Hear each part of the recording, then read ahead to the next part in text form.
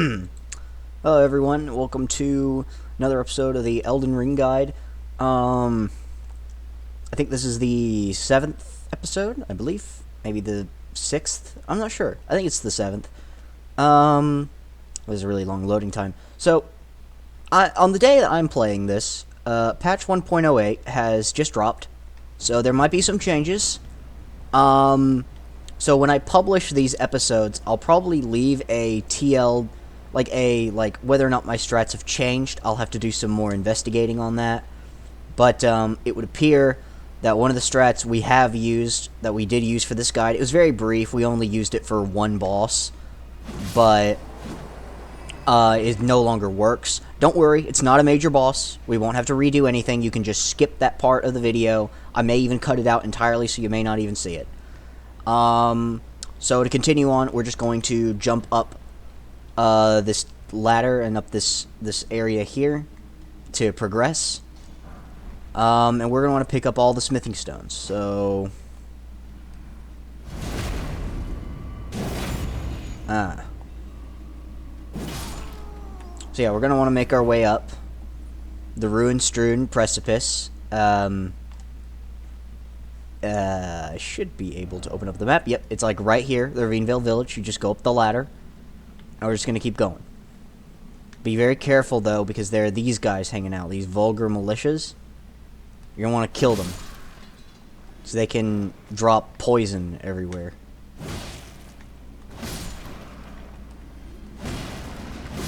They take about 2 shots to kill, assuming you don't sneak up on them, so be careful. Also, be careful of this, because you're going to want to come from the side here. And then kill him. Alright, and now you're going to want to head up. Up we go. Just going to pop some runes on the way up the ladder, because, well, not ladder, but just on the way up this elevator, because why not?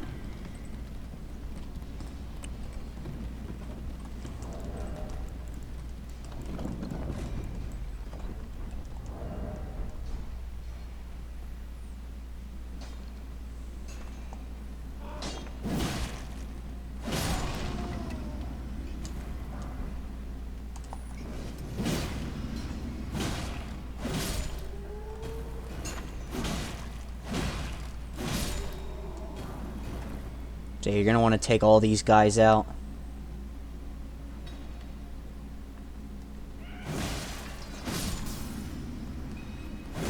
Take them out. Careful of in through here, because there are poison bombs, so just go around this way. Now take out these dudes. Pick up these things in the corner.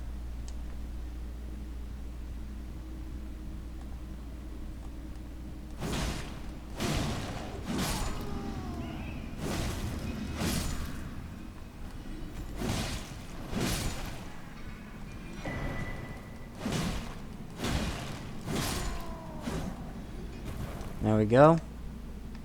Alright. Now we can just keep going. Go over here. We're going to want to go this way. And we're going to want to defeat this thing. It explodes, so back off. Smithing stone 4. Now we're out on the surface. And on the outside again.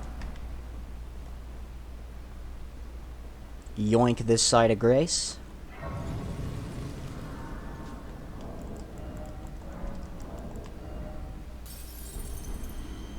And now we're just going to head up. Just keep on heading up.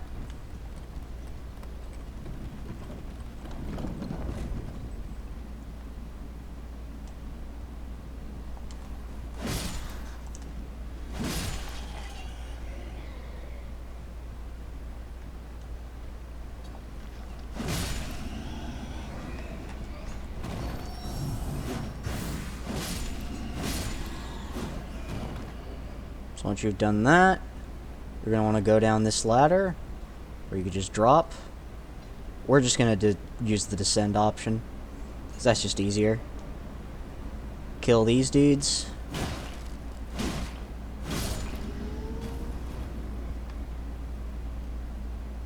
Grab another Somber Smithing Stone 4.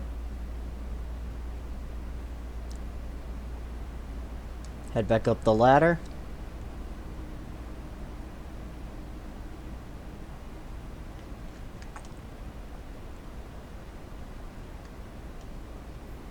Grab a normal Smithing Stone 4.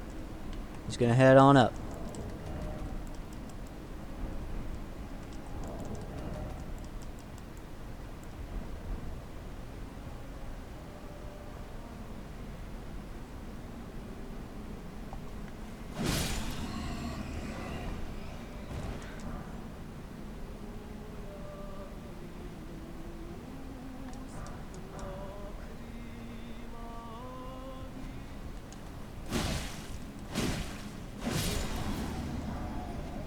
Go up the ladder. You can just ignore the bats.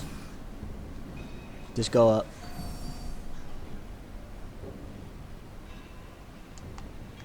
Once you've done that, just keep going.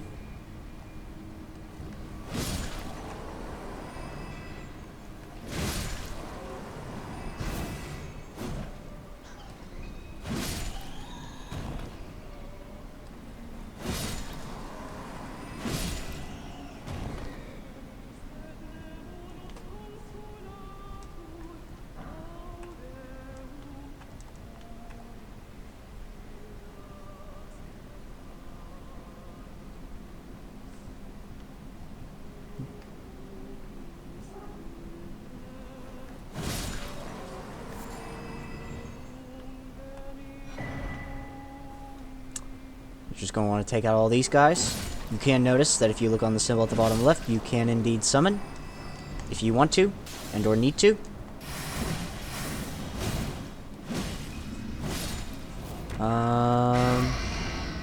Yeah, just be careful of that grab attack. These guys are pretty tough to fight, honestly. But you can take them out, you're good. Heal up your flask. And yoink the last of the smithing stones. Then you can go up this ladder here. I recommend it because up here there's some very good loot you can go get. If you go this way, you're going to see that big old tentacle monster. You can't summon here. But it's okay. You'll be okay. Just going to want to take all of the little babies out.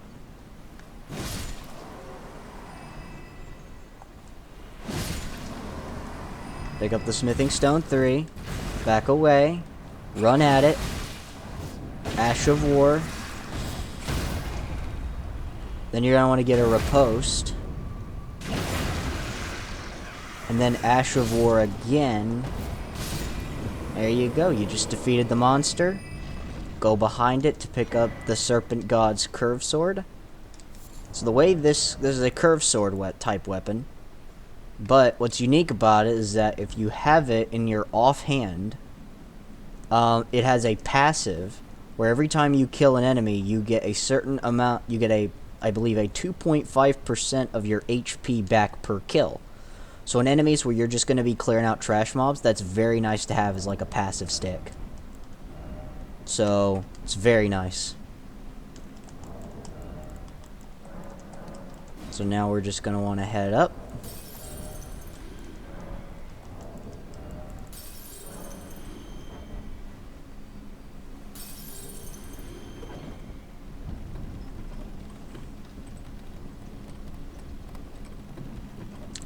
Gonna yoink this side of grace.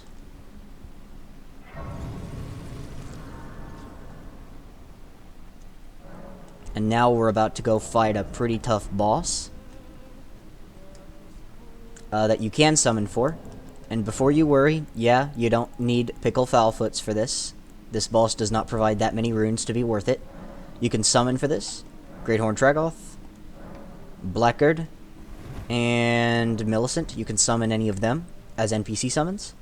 We're not going to, but you can if you want to. For this fight, we're going to do the same thing that we did when we fought the other Magma Rim, and that's summon Engvall. So you're going to want to, like, not be very aggressive. You're going to want to back away. And you're going to let him do that.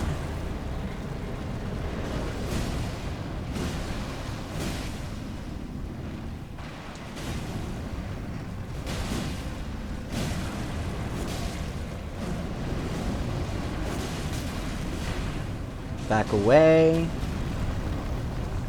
Jumping attack. Back away. Roll. Running.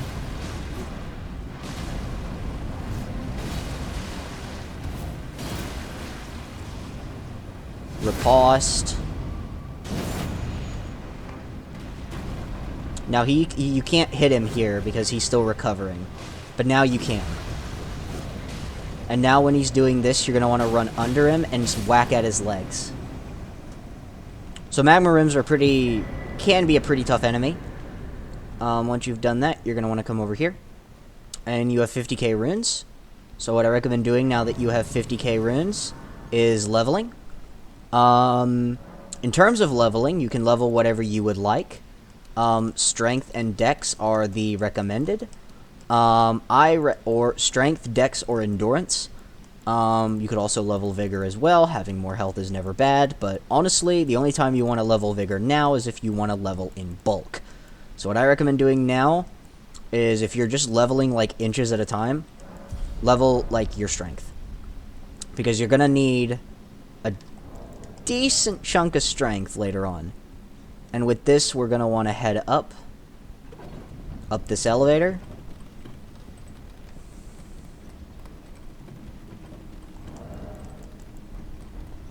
Reason why we're taking this lengthier path is because, well, it's just easier to go this longer way than it is to go... This is just easier to get to this, and also we need to come here anyway to pick up some items, so... This also helps in progressing some quests as well, so... Since we're here, we're gonna want to come over here. Grab this side of grace. Now what I recommend doing is actually going left. Now I know that says forward, but we're gonna go left. And the thing we're gonna want to do is we're gonna go all the way this way. Pick up these scarabs. Sacred Order. Or no. Yeah, that's not horrible. And while we're here, you're going to want to go to these ruins.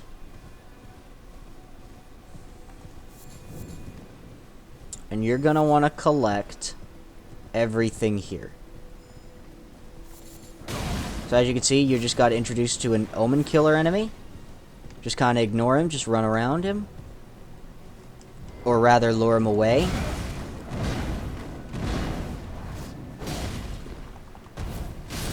Nice. And from him, you get the Omen Killer set, except for the helmet. Now you can defeat the perfumers without much worry. Once you've done that, go around and grab the perfume bottles. Grab this chest here. Get the cookbook. These perfume bottles, if you didn't know, actually provide a decent, are basically buffs, or they can be, counters. So that cookbook provided us with, I'll show you. So that cookbook allowed us the ability to craft the Uplifting Aromatics, which boost ally attack power and reduces incoming damage. And this one gives you the ability to use sparks. And it also gives Acid Spray Mist, which can allow you to proc poison on an enemy. And the Perfumer's Talisman allows you to increase the effectiveness of your perfumes. So it's overall not bad, not bad. You're going to want to fast travel back to the abandoned coffin. There's nothing else we really need to pick up there. Now we want to head up this way. You can run past these guys. Just fighting them really isn't worth it. You're going to want to come up here and grab the Ruler's Mask and Robe. And here you'll see a point where you can summon somebody. I recommend summoning Latenna far back here, because she's very good at hitting those headshots.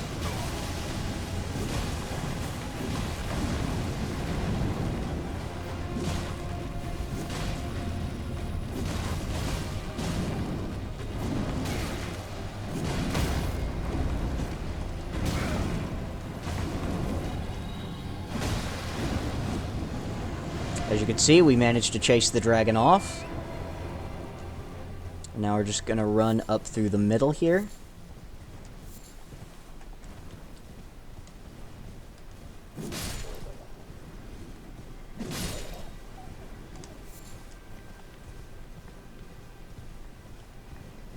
There you'll see an NPC. First you're gonna want to come here. Grab this.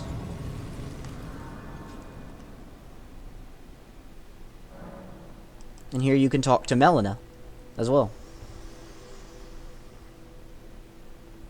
The Erd Tree is close, only a little further till the foot of the Erd Tree, and the accord is fulfilled. It takes me back. I was born at the foot of the Erd Tree, where Mother gave me my purpose, though now everything is lost to me. I have to ascertain for myself the reason for which I live, burned and bodiless. Okay. Alright, you're going to want to pick up this golden seed here. You want to do one more thing before we go over and go speak to that other NPC, and it's we're going to come up here to the Lux Ruins. And we're going to want to go around this way.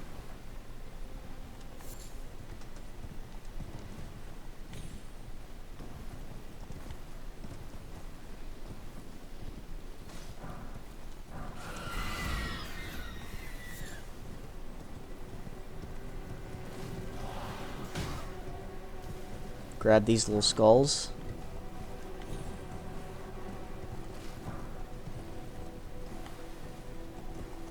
And you're going to want to climb up. Yep, just like that.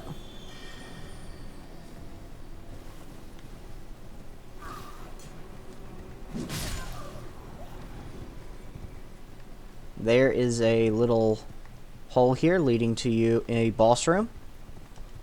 You can come up here as well. Pick up some string. But I recommend going this way. Just kind of ignoring everything. Pick up these golden runes. And immediately just run headfirst into the boss room. Is what I recommend. As for summoning, you can use whatever you want here. Dean is probably the best. But we're not going to summon, because these guys are pretty easy. You just want to run up on them. Attack them multiple times. Get right underneath them. Spam. Pretty easy enemy, honestly. Not too bad. Then you're going to open this door. And with that, you'll have unlocked a very strong talisman called the Ritual Sword Talisman.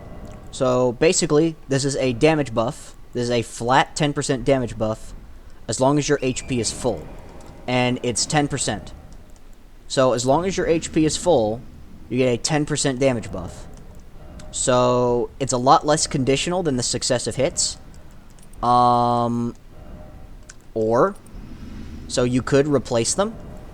But, so, we actually will replace, but that's, again, this is really only a good talisman if you're good at keeping full health. So, this is a good talisman if you know what you're doing. And if you've probably made it this far, you probably have a vague idea of what you're supposed to do. So we're going to use the Ritual Sword. And we're going to go speak to Millicent as well. We're actually going to want to swap this for Oleg.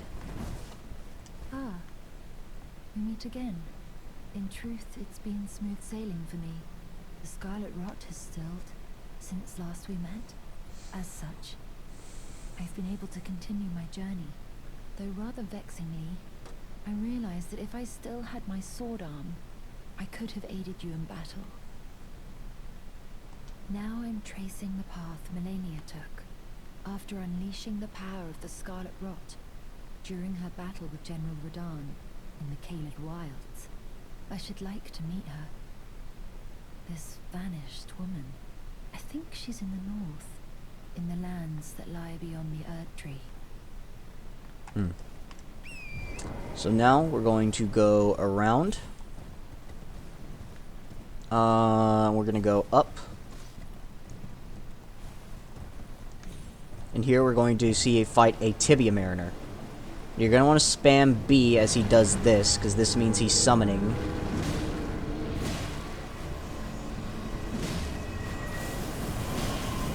Alright. And you're going to want to come over here and summon Oleg.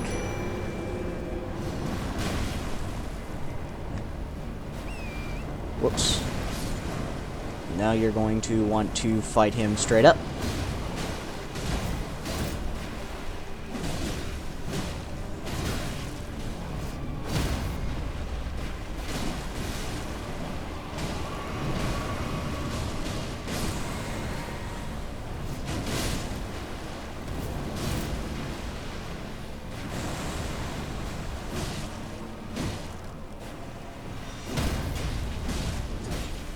So as you can see, we took some damage there. We lost the effects of Ritual Sword. So honestly, it just depends on your playstyle. But if you're playing like very aggressively, like we were there, then honestly, and you're gonna take a decent chunk of damage. So I really recommend doing is sticking to the, honestly, just stick to the multi-hit talisman. That's just gonna serve you more in most cases. We're here at this grace. Going to want to rest here. And with this, we're going to want to go this way, along this path here.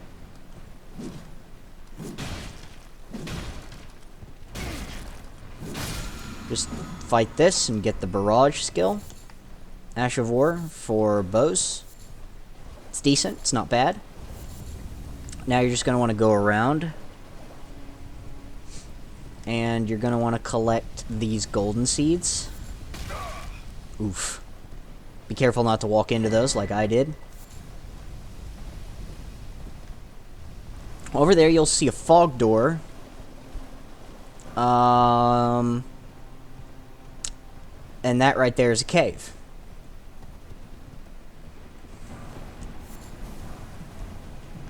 As for whether or not to go in there, honestly, it's up to you. However, we are going to.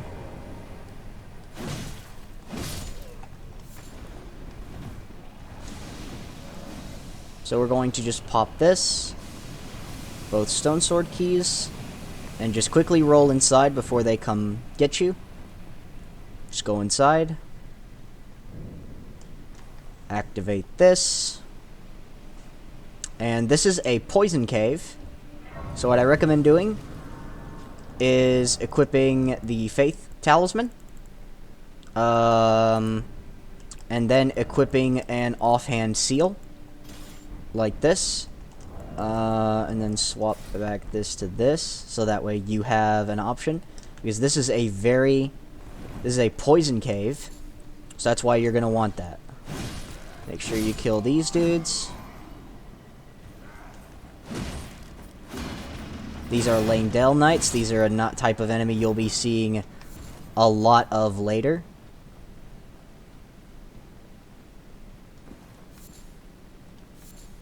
As you can see, we're making a descent. And there it is. There's the poison. So we're just going to one-hand the weapon now. Drop down. And we're just going to run.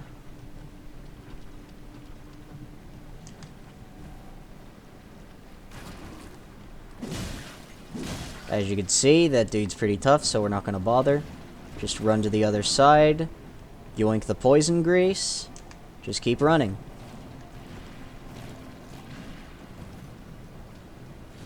Go left here. This cave can be pretty confusing, so going this way is pretty smart. I think this way just takes you back to the...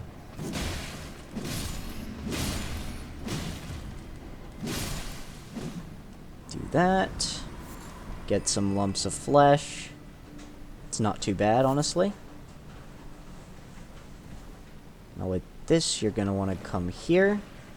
Go around and just run down this path. Just honestly ignore a lot of the enemies here. You don't have to fight them. It just means you're going to get poisoned. So you're better off just running right past them. Jump down here. We've been poisoned, so since we're going into this area here, Flame Cleanse Me to stop us from getting poisoned. Do that. You can come up here. Kill the rats. Keep going up and up and up and up. Go this way. Take this dude out quickly. Same thing with this guy. Go around. Take him out before he can do anything either. Don't drop down. You're going to want to go this way. And you're going to want to go to the left and grab that. That is a full armor set called the Mushroom Set. It's kind of a memey armor set. So I'll put it on when we get to like a relatively safe space. You know, I'll just go ahead and show you. It's harmless. It's super light. As you can see, it's really meant to look... It's really just meant to look silly. So don't take it too seriously. You can wear it if you want to. It does not provide very high poise or defense relative to its weight at all. So... But it is very funny looking, so there's always that. So you're just going to keep going this way. Now you're going to want to run to the other side here. And you're going to want to drop down these little pitfalls here till you get to the bottom. Right here. Kill these two rats.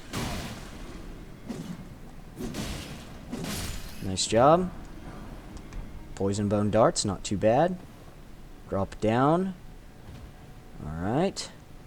There are two directions here. And this way leads you to this rat and some golden runes.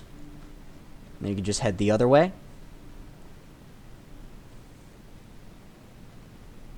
I recommend you heal and pop a flask before coming in here.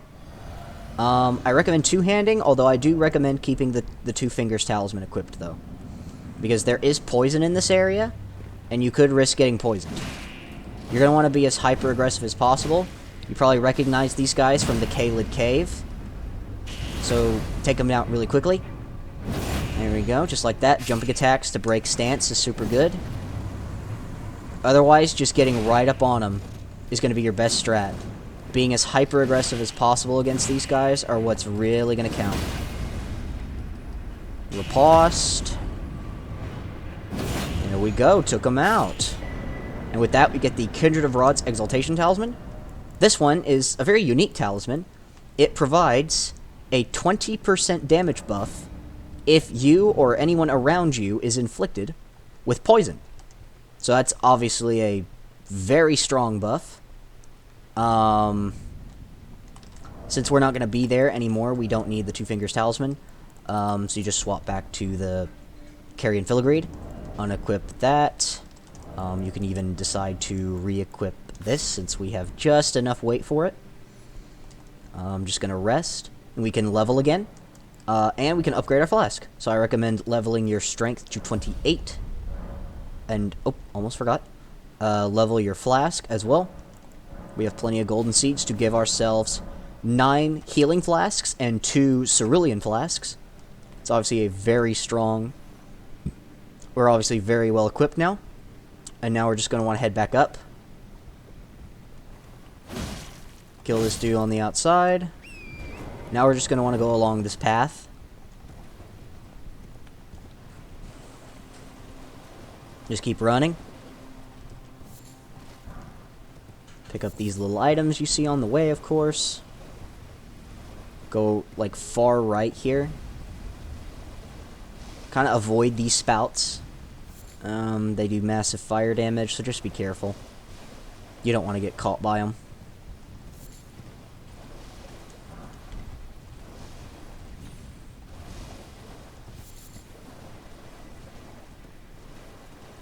Now over here, you're gonna want to grab this. These golden runes. You can even decide to pop all these golden runes if you'd like. I recommend saving them for now. Now we're gonna go up to that castle there. Don't worry, this isn't a super big detour. There's actually a couple items we can get in there. And in a minute, we'll probably double back to where we saw Millicent, but to grab a different item. And then after we do that, we'll again double back to where we saw Millicent and go a different way. So up here, just come through here. You see this big enemy in the courtyard. You can run past him, but we're going to fight him straight up.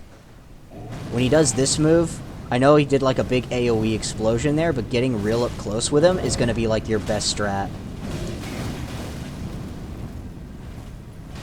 He's super slow, and that means a good portion of his attacks are very delayed.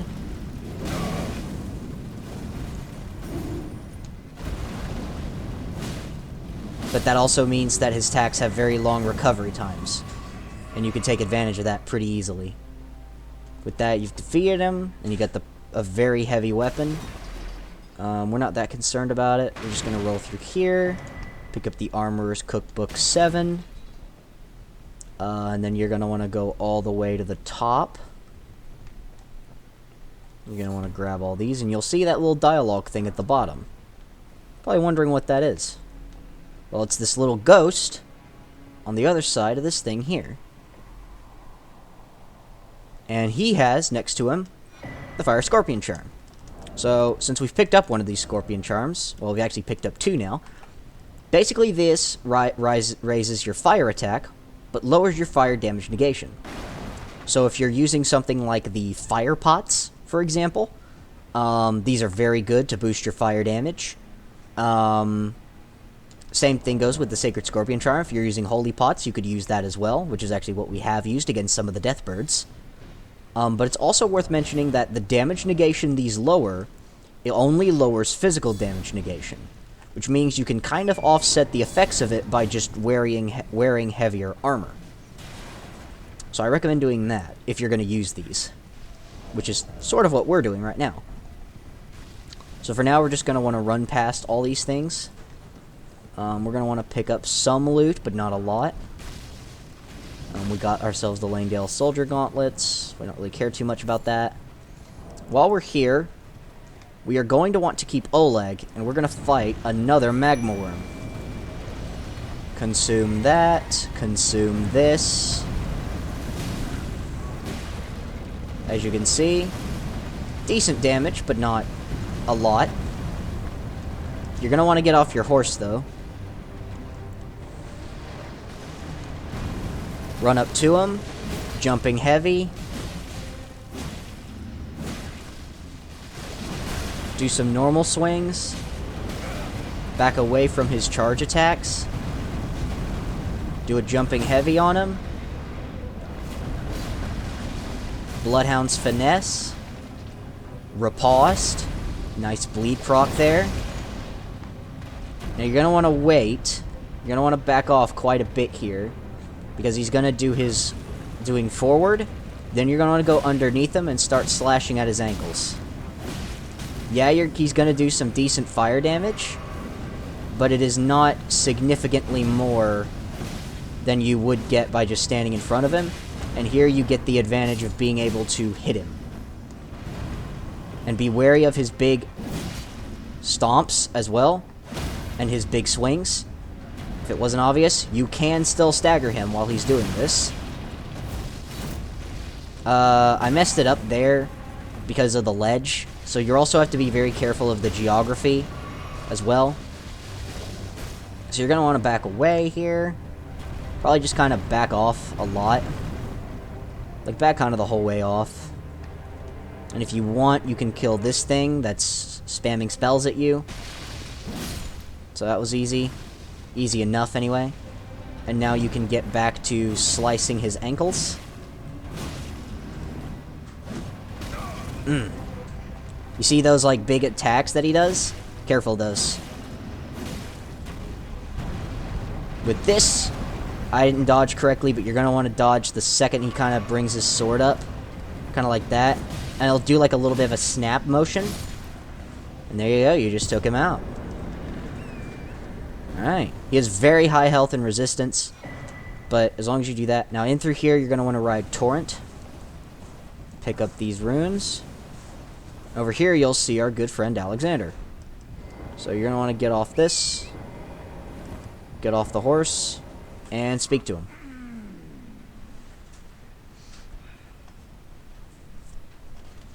Ah, good sir.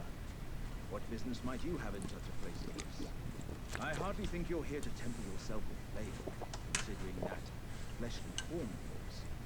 Your timing, though, is impeccable as ever. I've been making just the thing for you on my journey here. Take it. I'm sure it'll suit you to a T. But, it's hardly more than lukewarm here. I won't be able to temper my body such that it'll never crack again. Perhaps I'll head eastward. There's an old saying I've caught wind of. Above the lofty clouds, I see giants' peak doth soar. Here lieth the flame of moon, which ever burning roars. Perhaps there's an old above the lofty. There, and that's the end of Alexander's dialogue. So you're going to want to run. Now you're going to want to go southward along this path. Then you're going to want to make an immediate dart east. Just keep going. And you'll see this little graveyard, so you're going to want to pick these up. Pick up these runes here. Yoink. Grab these. Alright. When you come up here, you're going to notice the statue that can be cracked. You've seen plenty of these before, so I'm certain you know the drill. Eliminate all these enemies. Heal yourself up. And we're going to bait an even bigger enemy, like this rune bear, to come destroy the statue. Just get him all the way over here. He seems to have de-aggroed, so if you need to, you can take the risky approach and just slash him on the butt. And then run away as fast as you can, preferably without getting killed. And then just keep running over to this little statue, and you're going to want to lure him into breaking it open. He can break it open just by walking into it. He doesn't have to actually attack it. So now that once he's done that, you're going to want to run up and loot the statue for some smithing stone 6s. These will be useful when we can level up our weapon some more. And now you're just going to want to keep running. Just kind of ignore everything. Just keep running forward.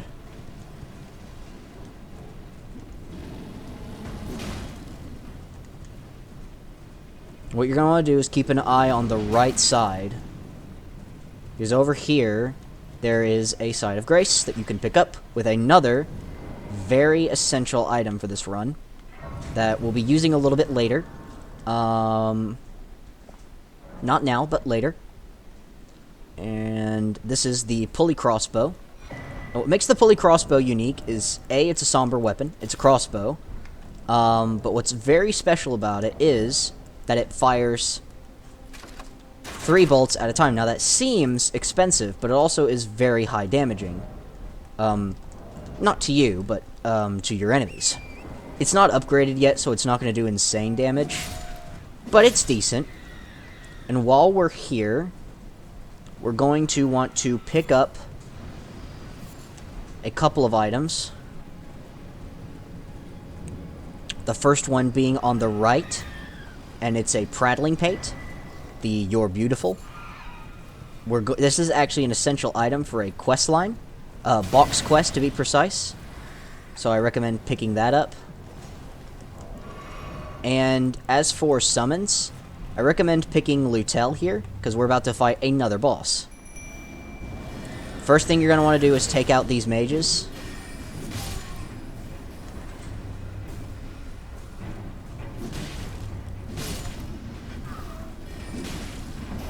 As you can see, the demi-human is also a mage.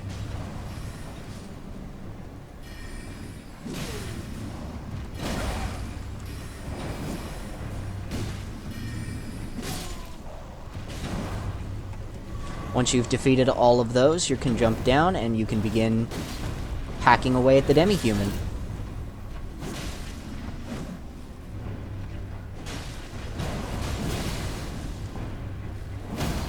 Once you've staggered her, get a riposte. Refill your blue, jumping heavy, and you defeated the demi-human. And with that, you've gotten yourself a memory stone. And with that, you have 45k runes. So what I recommend doing now is leveling your strength to 30. We want to get our strength to 30 now. And you also see this statue guy. You're going to want to talk to him. You see his arm moves. And he gives you Comet Azur, a sorcery, one of the legendary ones. And this is actually something you need to do in order to begin progressing Selen's quest. So, now that we've done all of this, we're pretty much good. So what we're going to do now is we're going to head back to the Erd Tree Gazing Hill, where we saw Millicent.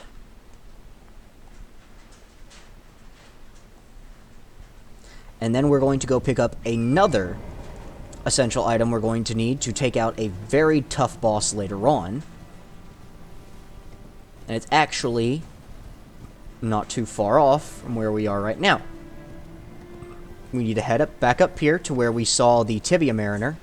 We need to go up to that structure up there.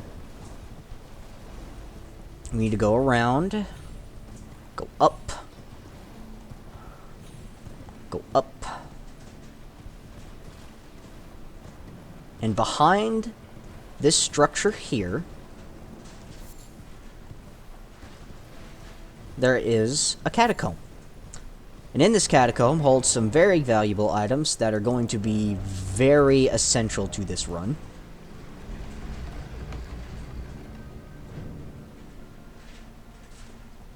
So we're going to want to pick all of these. You're going to want to switch to Oleg here. Actually, no. Dean. Dean is going to be the better choice here. Now, be very careful of this pressure plate right here. So you're going to want to go to the side and then go down this elevator.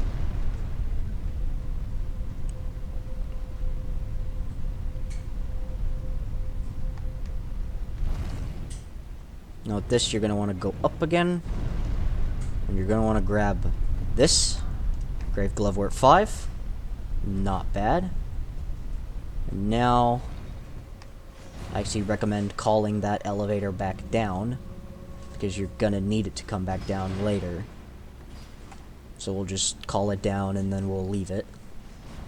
And now we're gonna want to come through here. I'll be very careful of those imps throwing lightning, because lightning, when it lands in water, creates a little AoE. And if we're in water, which is what you're in for this entire catacomb, lightning will do more damage to you. So be very careful when dealing with that. So obviously this is a lightning-based tunnel, since just about all of the enemies seem to know how to make use of it, which is kind of funny. It's interesting, but we've done that. Come down. And you're gonna want to just run through. Obviously, you're gonna want to grab this. Ghost Glovewort 6. And then you're gonna want to kill this Langdale Knight, because he blocks your way.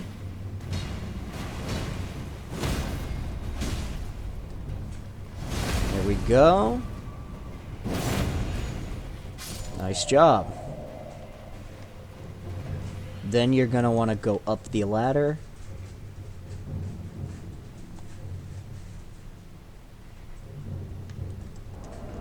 And here is that thing I was talking about. As you can see, there's a pressure plate right there that activates some lightning bolts. Same thing as the other one from earlier. Since this guy's here, you can kill him. You're going to want to use a stone sword key to unlock this stone sword key door to grab the lightning scorpion charm. This is an essential item for a weapon that we're going to be using a bit later on. And for here, you're just going to want to run across and kill this dude. Then you're going to want to check the corners.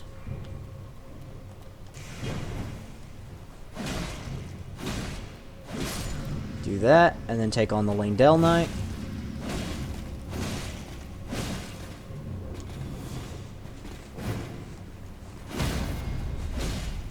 Do that.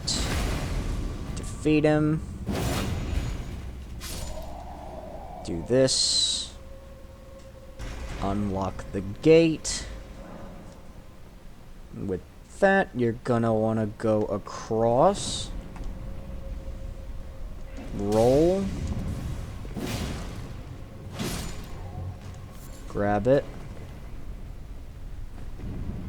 And with it, if you want, you can actually step on it to lift it up and then roll down. This is kind of a mini shortcut you can do, and it takes you onto the other side of that gate we saw earlier. Again, there's a pressure plate there, so be careful. Come here. Grab these. Quickly roll. Just spam roll and run. Because these are some big crabs that you just straight up don't have the ability to fight right now.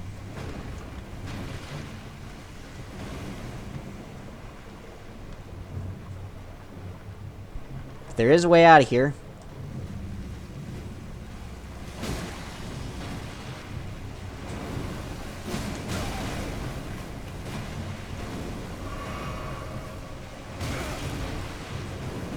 And you're going to want to try to hit them through the door, where they can actually hit each other if they're so inclined.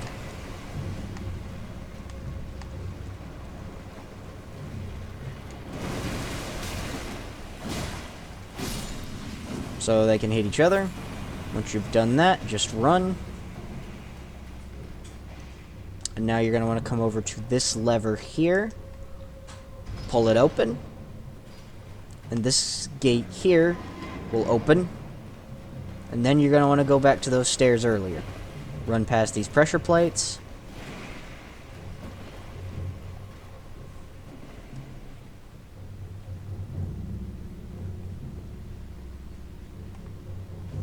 Make a left.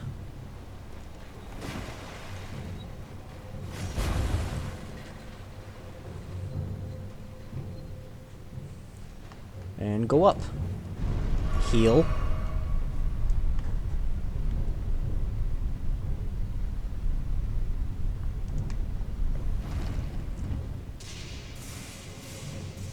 And then you're gonna want to go through the boss door.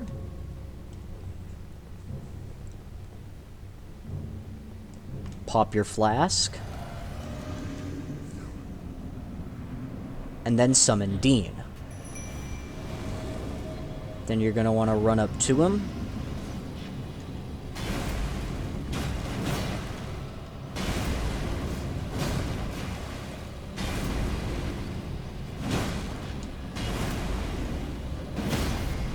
Do that. Stagger. Riposte. Wake up. Ash 4. That's how you defeat him. Glovewort Picker's Bell-Bearing 1 as well is also something very good here. So now we're actually going to have to go back to the Table of Lost Grace, and we're going to turn in some items that we picked up.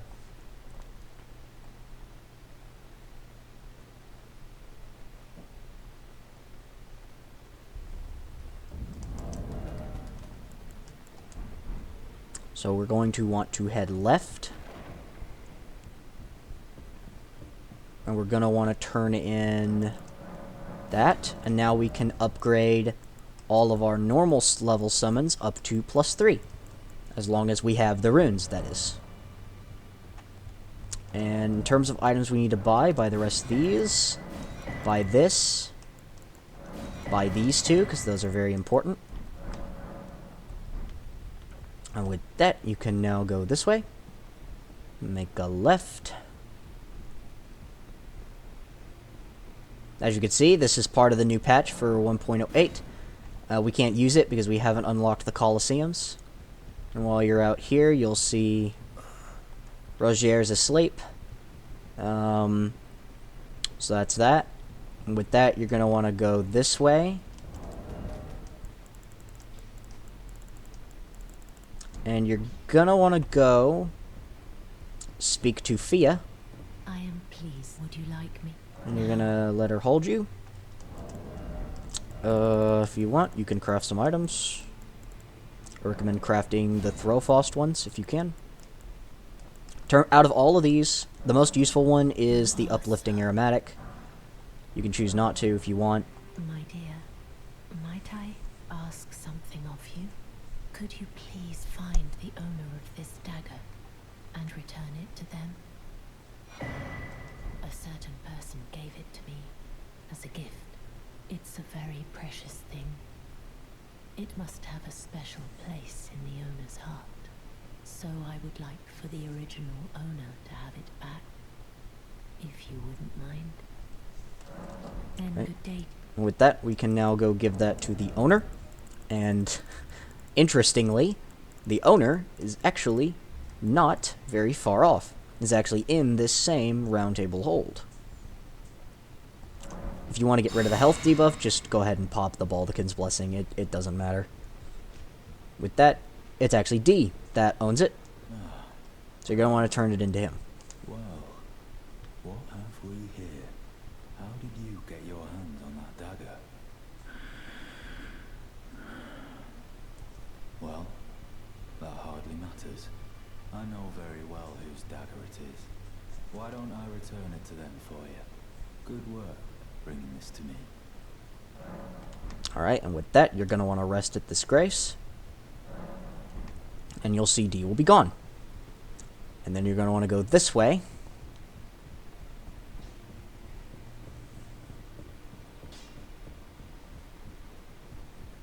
And in here, you'll see D is dead next to Fia. You get his bell bearing and the twinned armor set. Stolen Hallobrand. And now you'll speak to The Fia. exalted noble. And now, I must bid you goodbye as well, though I ask you deliver this message to the Round Table Hold. I am Fia, deathbed companion, hark Round Table. Disturb not the death of Godwyn, the exalted. We who humbly live in death, live in waiting, to one day welcome our Lord. What right does anyone have to object? Our Lord will rise, the Lord of the many and the meek. And with that, Fia leaves. And you have unlocked a new armor set, coincidentally. We're not going to wear it, because I think the scaled armor is just better right now. It's better for us overall, so we're just going to leave it be.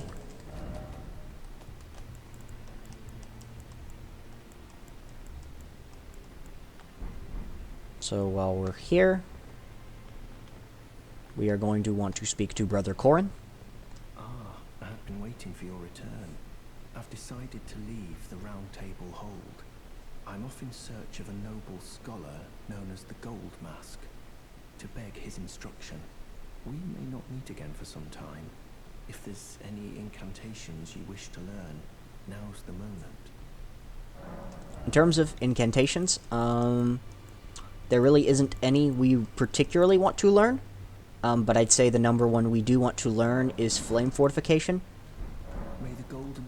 And since we're just short on runes, I recommend popping a golden rune too, if you have any. Fight can happen. And buy the magic fortification. May the Golden Order... And if you've done that, just hold on to these other runes.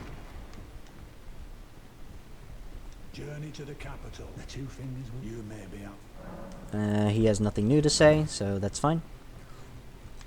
With this, you'll see a dude down there. His name's the Loathsome Dung Eater. You might have known him from the cutscene.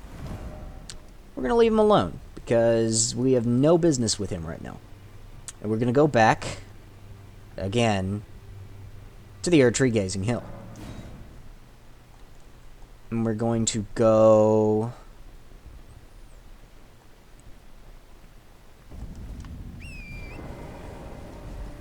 this way down center. We're going to go over to that carriage there.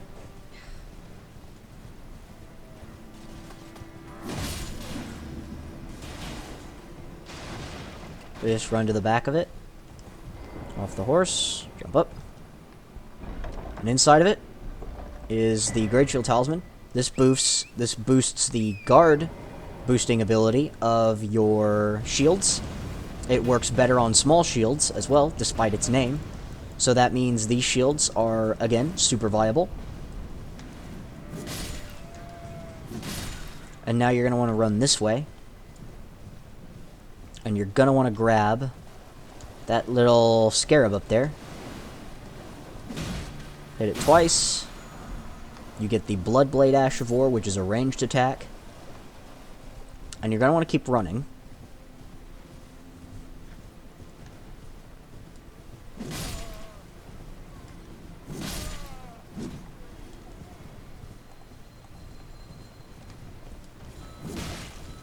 And up here is another Stone Sword Key door. Now, if you have the spare Stone Sword Keys, which if you've been following this guide, you should, I recommend picking these up. So, open this door. It takes 2. Just ignore the giant and run inside. And drop down. Actually, grab that. Jump across here. Roll up. Grab these. Roll down. Roll down. Roll down. And then grab the Side of Grace. Go this way.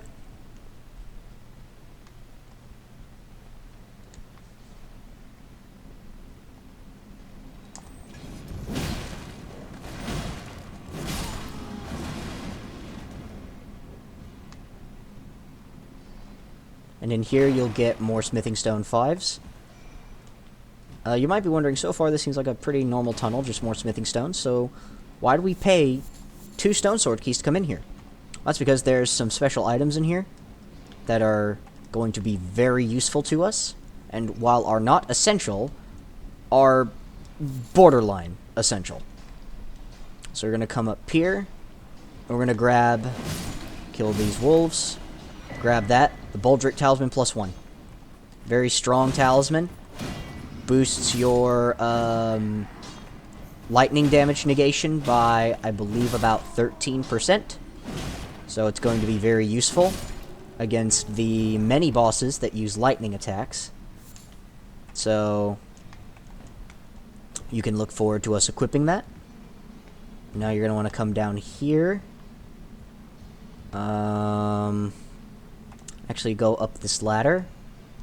And then you're going to want to go to the side, down here. You're gonna want to take out these dudes.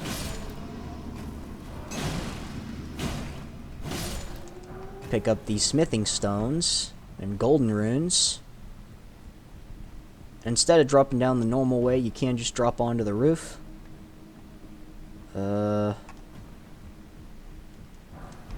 Grab yourself a free Summer Smithing Stone 4 and take out the Leyndell Knight.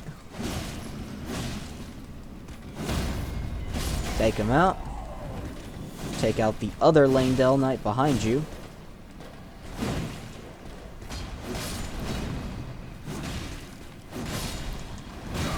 Oof.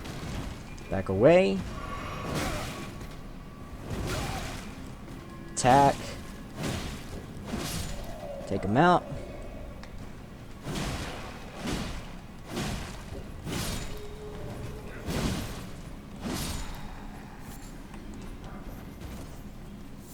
Once you've done that, heal up.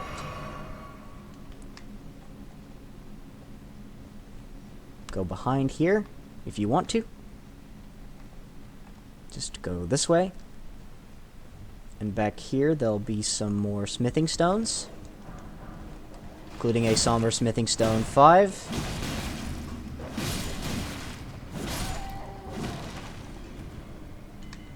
Some more smithing stone 5s as well.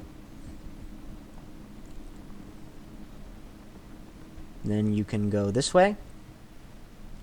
Back around here. Go behind here. Grab that. Go around again. Go inside. Pick up the Troll's Hammer. It's not a weapon we'll be using, but it is a very fun weapon to kind of just play around with, so I recommend you pick it up. And now you're about to enter the boss arena. So heal. Do this. And we're not going to summon. And it's pretty much the same troll that we fought before, that we fought in the Limgrave tunnels. So I recommend jump attacks and charged heavies are going to be the best strat against him. Once you've knocked him down, get a riposte on him, and get some more jumping attacks.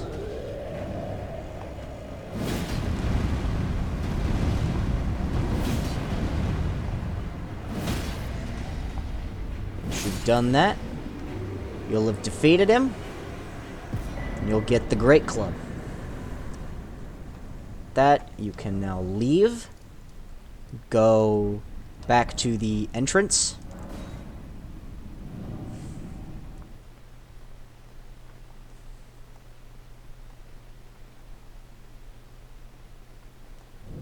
You actually want to go back out here, get on your horse and go left.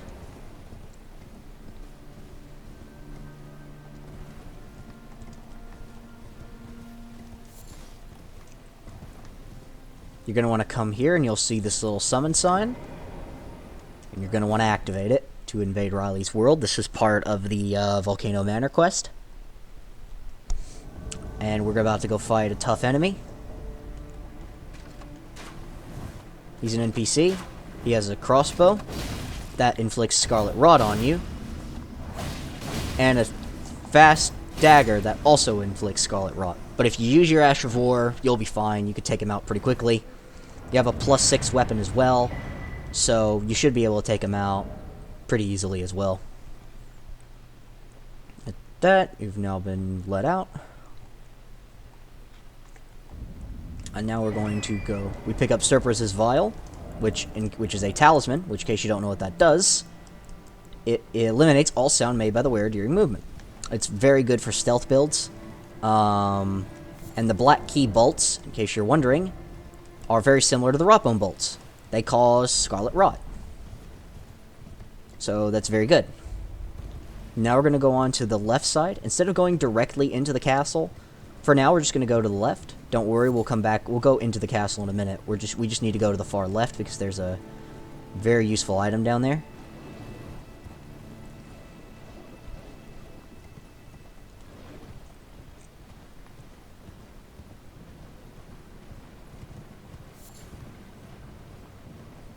You're going to want to come up here, and you'll see this NPC who's attempting to hurt you.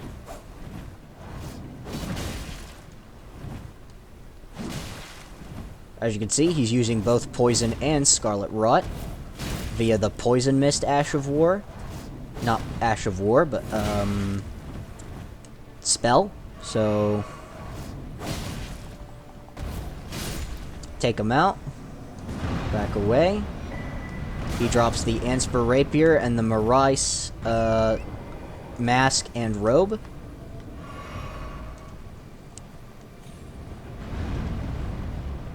You're just going to want to run away from the Golem. He doesn't matter too much, so you can just leave him be. Instead, what you're going to want to do is go around the back of the Shaded Castle. And you're going to want to go pick up this Starlight Shard. And you don't need to do that. So once you've done that, well, you need to go pick up the Starlight Shard. You don't really need to do anything else here. And now we're going to go enter the Shaded Castle.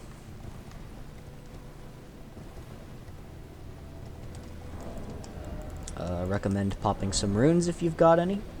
Which if you've been following this guide, you should. So...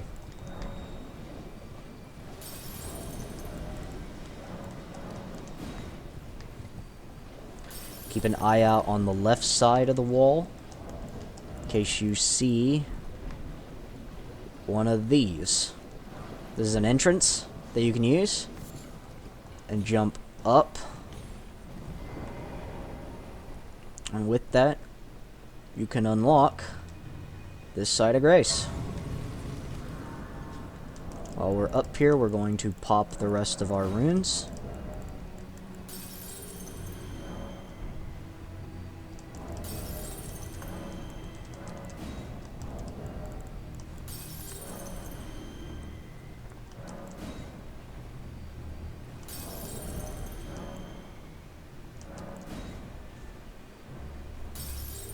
Okay, and with that, rest at the side of grace again, and you're gonna level up and get your strength to 30. With that, you're gonna now want to drop down here and just run right past everything. You don't really have to bother with any of these guys, so just run right past them. Doesn't even matter. So just keep running, and you're gonna want to go up these stairs. Grab this, jump out the window,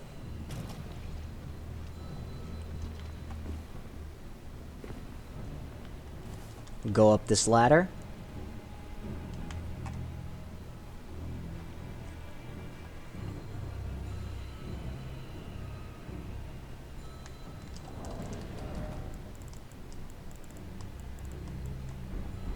okay. Go to the left.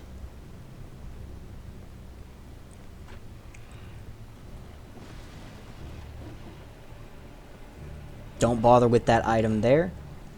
And now you're going to want to take out this knight. Once you take him out, open this chest over here. Valkyrie's prosthesis. This is an item you can give to Millicent.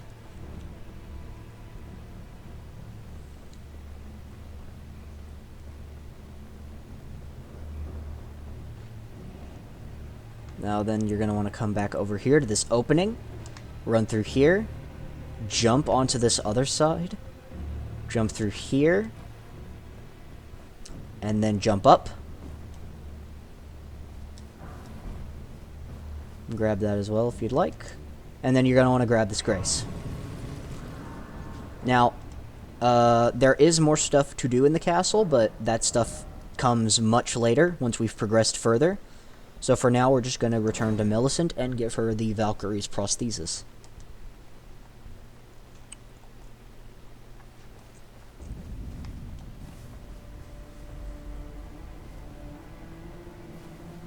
So you're going to want to come up here. Now, she's passed into... And give her the Valkyrie's prosthesis. Are you giving me this arm? Thank you. I am in your debt yet again. I think if the arm serves well enough, it might be possible for me to wield a sword again. If the arm serves well, it might be possible. Perhaps then. Yep. Alright, and with that, you are good. And now, we're going to want to go back onto the main path.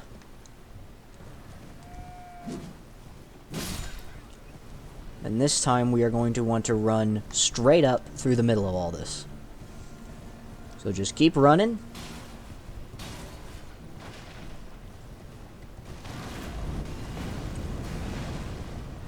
Be very careful of the ballistas.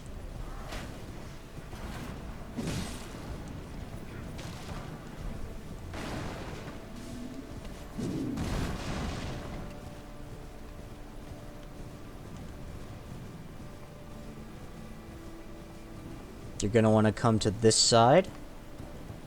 You're going to want to go up there, where that grace is. Once you've done that,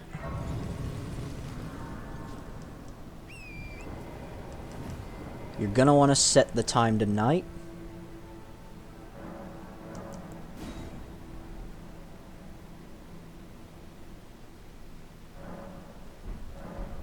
And once you've done that, you're going to want to look on the main roads. And you're going to see, right down there, there is a knight. One of the knight's cavalry. And now you're going to want to go fight him.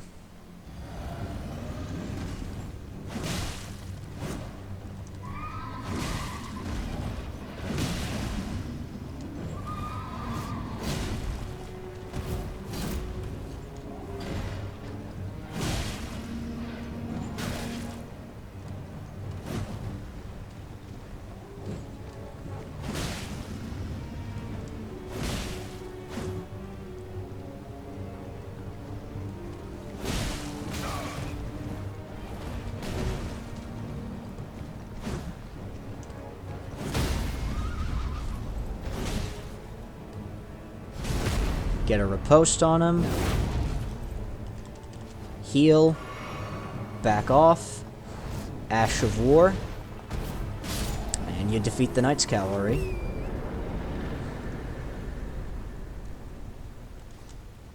That you get the Shared Order, which is a lot like Sacred Order. And now that you've done this, you're going to want to head up this way. Along this path here. Grab that golden seed.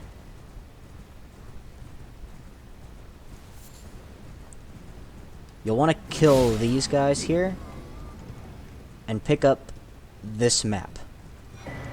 And here you'll see Brother Corin again. Ah, look who we have here. How delightful to meet a familiar face, even after departing the Round Table Hold. I've been doing some learning of my own since then, actually, and will happily pass it along to you.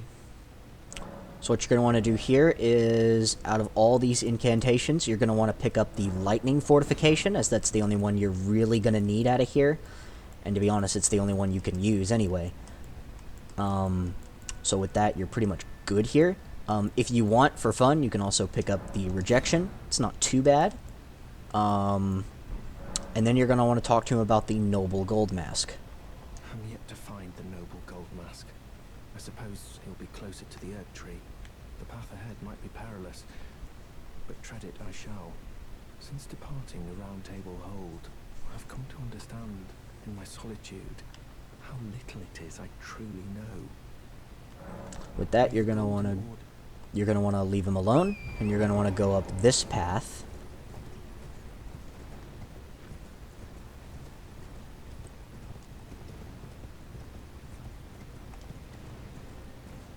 You're going to want to keep going, keep running, and you're going to want to go up to the top right there of that broken bridge.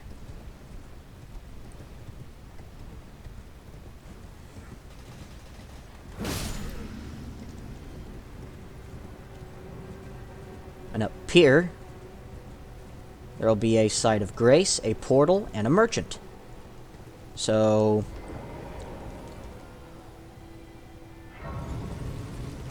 you're here. Rest at the site of grace, that way you can restock on all your stuff. Oh, you here as a cousin? And the merchant sells 3 stone sword keys and 2 notes, talking about unseen assassins and imp shades. We can buy both of these, so we will. And we're going to talk about them. So, the unseen assassins says that some assassins cannot be seen with the naked eye. Seems the Erd Tree sentries once carried torches that could cast light on these prowlers. So, these assassins that they're talking about, apparently there are some ones that go unseen, that are invisible, and you can go pick up a torch to go find one. Okay, that's interesting. And this one is the Imp Shades. This one says that nothing can touch these shades of imps in the hero's graveyard. Only Roses' light can give them forth. So it appears that you need to do a bit of a purification thing on them with some Roses' light. That's very interesting. So now we're going to use this teleporter. And this teleporter brings us to the other side of the broken bridge. And here, we're going to want to go... You can see here is this dude down here. And he has a gold mask. Speak to him. Says nothing. He's got a gold mask on, though. So, that's the gold mask that Brother Corrin was talking about.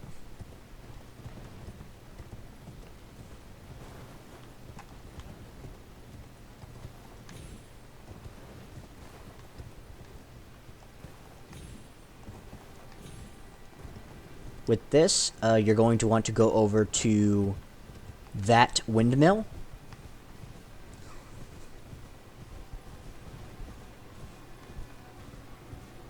Because there are some items over there that we need. The Navy Hood, the Noble's set, and the Twin Knight Swords. A very strong number of sets.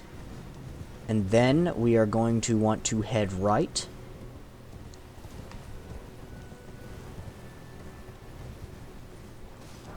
And you are going to want to head down.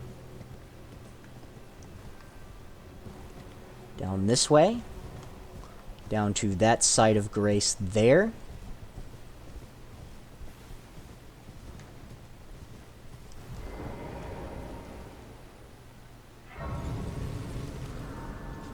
And here you can then go this way.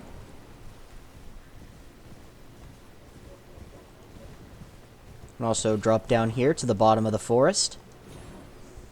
Or you can even use it to get back up to the top at Gold Mask. Over there you can also see a teardrop scarab.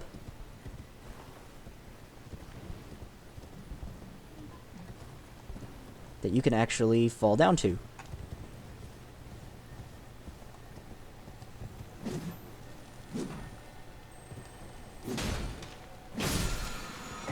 He gives you protection of the Erd Tree. That's a miracle buff. We won't really be using it, but it's nice to get as well. And then you're going to want to come up here. And you're going to want to go to the gates up there. Because up here is a site of grace.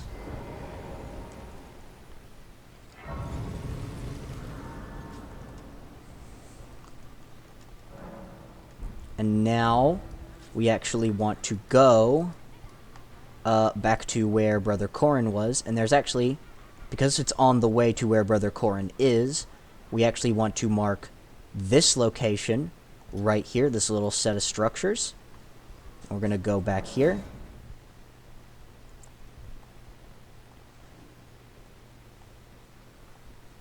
It's actually here is where Bok is. Bok, this seems ready to make a... Where he can then make adjustments to your armor, if you so wish. Please. If you rest at these graces, I think... Nope, okay. With this, you're going to want to go back up. And you're going to want to go... Keep just following this path.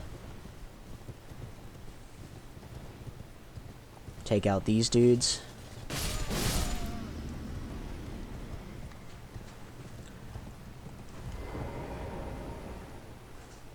Well then.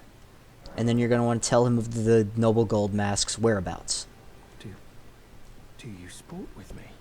From your description, it can be no other than the Gold Mask himself.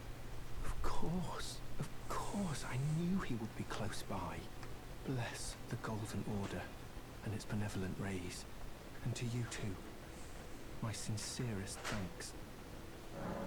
May the Golden Order shine. With that, you can now leave him alone, and you're going to want to come up here and drop down.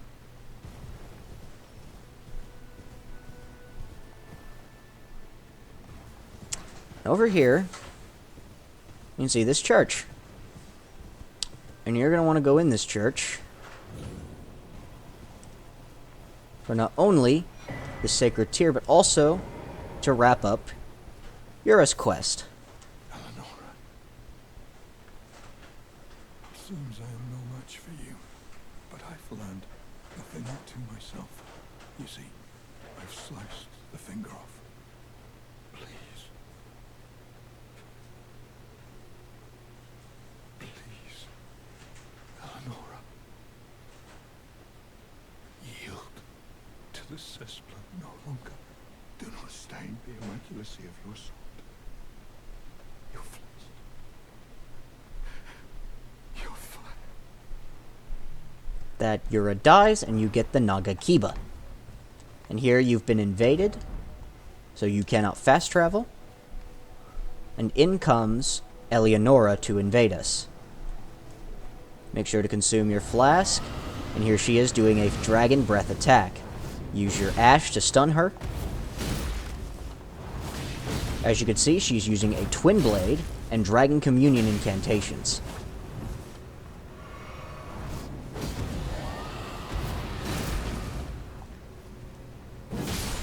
With that, once you've defeated her, she will drop two things that are very useful to us: the Purifying Crystal Tier and the Eleonora's Pole Blade.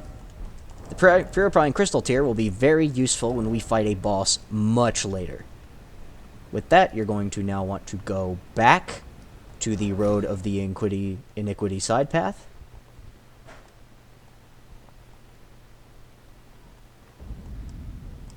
Get back on the horse. Go forward, make a left. Drop down. And then jump up. And here you can speak to Brother Corin. We meet yet again. Thanks to you, I have become acquainted with the noble Goldmask himself, and taken my place by his side, as you can see. Have no fear. I will still teach you incantations as before, though we must do so quietly, such that we not disturb the great master's cogitation. Here he will let you buy the Discus of Light, which requires both intelligence and faith. None of these are very useful for our build at the moment, so we're just going to speak to him about the Noble Gold Mask. The master is always deep in contemplation, while I frantically attempt to record his wisdom, the movement of his finger. And though I am yet to comprehend even the daintiest morsel of his wisdom, I know that this is my life's calling. The Golden Order has bestowed me, talentless as I am, the great duty of documentarian. May the Golden Order... With that, you can now return, and you're going to want to go to the Windmill Village.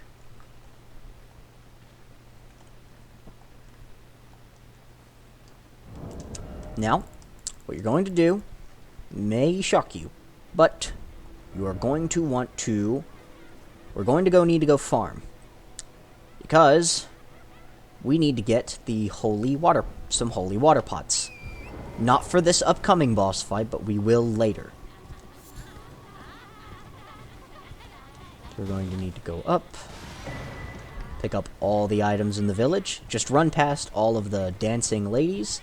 They are non-aggressive. Most of them are anyway. And then you're going to want to come up here and you'll see that weird looking thing. Honestly, any summon here is good. Personally, I recommend Lutel because she's so mobile. Once you've summoned her, you can do this. Roll into it. Running attack. Light.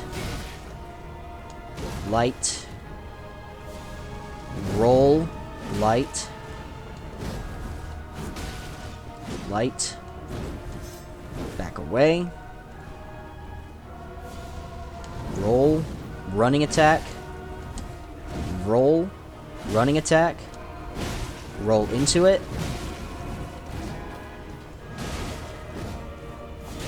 Running heavy. Jumping heavy, rather. Riposte. Charged heavy. Back away. Heal. Roll into it. Running light. With that, you have now defeated the Godskin Noble. And you can pick up this and the Godskin Peeler, which is another twin blade you can use. Rest at the site of grace. Upgrade your flask. And now you can speak to Millicent. Ah, we meet yet again. The arm you gave me truly is a thing of wonder. It feels just like my own. Even handling a sword. Perhaps it is foolish to say this to you of all people, but I am sure of my skill with the sword. Thus, I would have you call upon me in battle, should you ever have the need. I would have you call upon me, and it is the only way that I can express my thanks. Okay. And with that, we are now done with her questline for quite some time. And now, we need to go back to the bottom of the Windmill Village.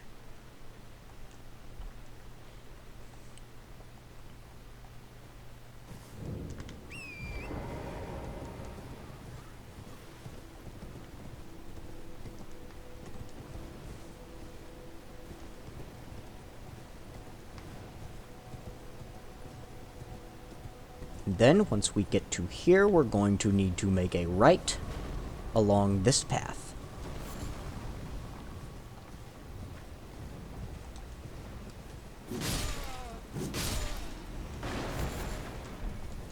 Three four-toed foulfoots. This is useful now that we can craft more gold pickle foulfoots.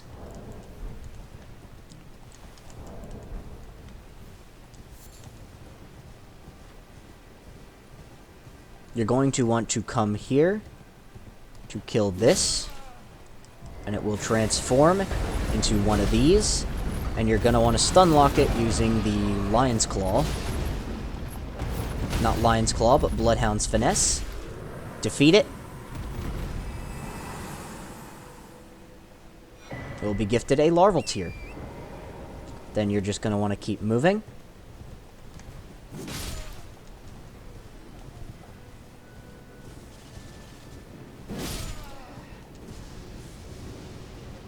And then you're going to want to run down here and rob this little graveyard.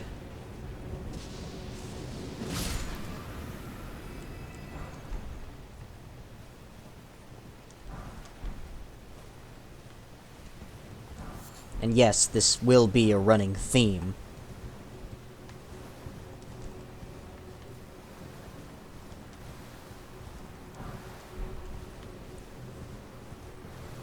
Alright, it looks like we have robbed all of the graves. So now you need to head back up to the main path.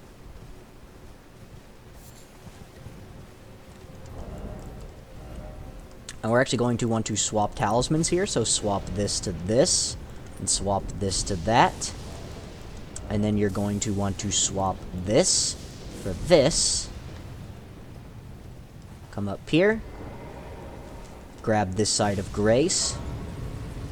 And rest. Quickly get up.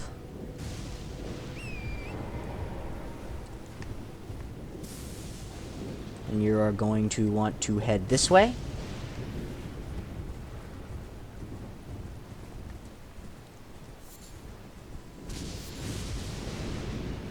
You're not actually going to want to go into that, but you are going to want to get to the entrance of it because there is a boss there. And with this boss, we actually need to swap our strat. I changed this a little bit prematurely, so swap this back to that. You can keep the gold pickle foulfoot the same, though. As for summons, I recommend Dean here. As you can see, he gives me a melee buff. This is a Black Knife Assassin.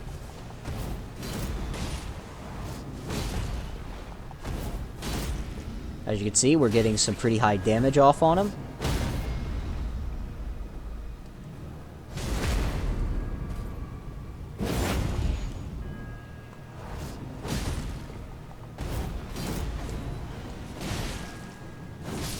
Take him out.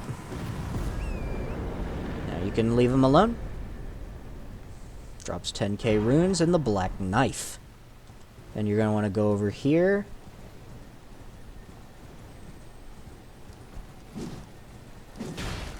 Kill this scarab. And then you're going to want to rob these graves.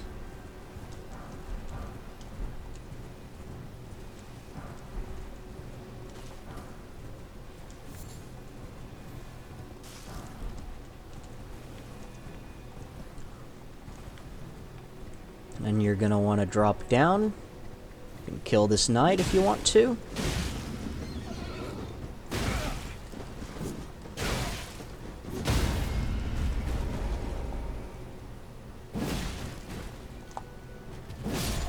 Take him down. And on the horse. For this, you're going to want this, and then swap this to this, and then you're probably going to want to swap this for this. Come in here and pick up these.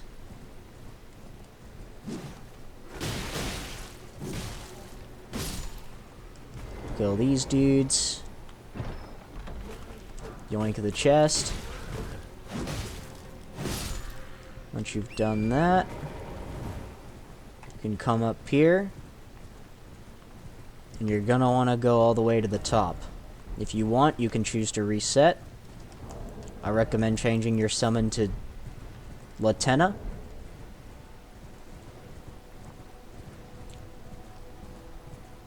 And you're gonna want to go up.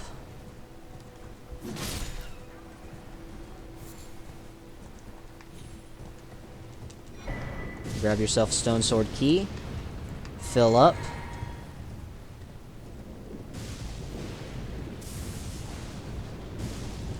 Summon Latenna. Pop your flask. Off the horse. If you can. As you can see, he's pretty heavily damaged from where we fought him last time. Right there.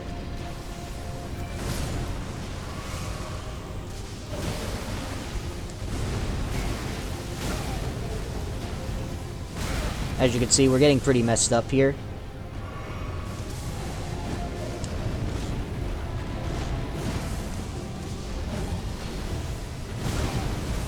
Because the game really doesn't let you see anything, honestly.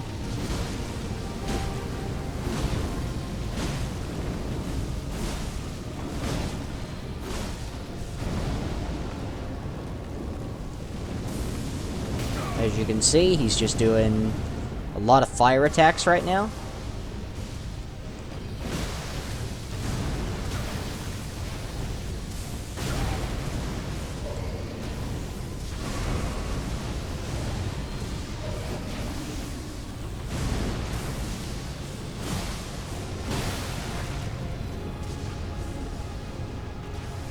Once he does this, you're going to want to roll here.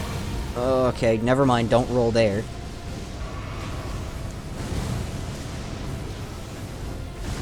Backwards roll. Jumping attack. Roll. Heal. Jump attack. Back away. Jump attack. Back away. Matter of fact, get on the horse.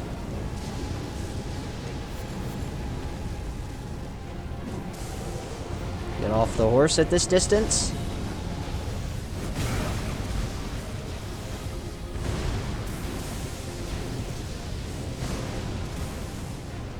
Jump attack. Heal. Horse. Get between the legs. You don't have to pop a gold pickle foul foot if you don't want to. And from that, you get 72k runes with the gold, with the 20% rune gain, so it's probably more like 50k. And once you've done that, you're going to want to head back to the hero's grave.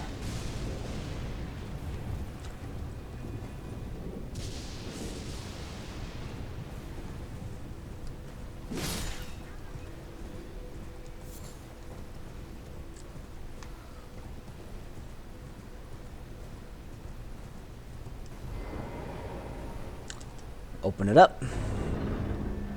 And then you're going to want to descend. This will give you the chance to sort out your talismans.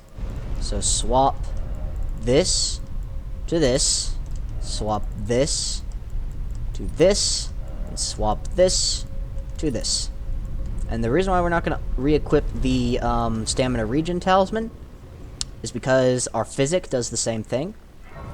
So I only really recommend equipping the green turtle talisman if you're doing general exploration. You can use it at all times. Normally I would recommend it, but I think here it just makes a bit more sense to not. And since we're here, you're going to want to level your endurance to 27. You can also pop these runes as well, if you would like. I actually will.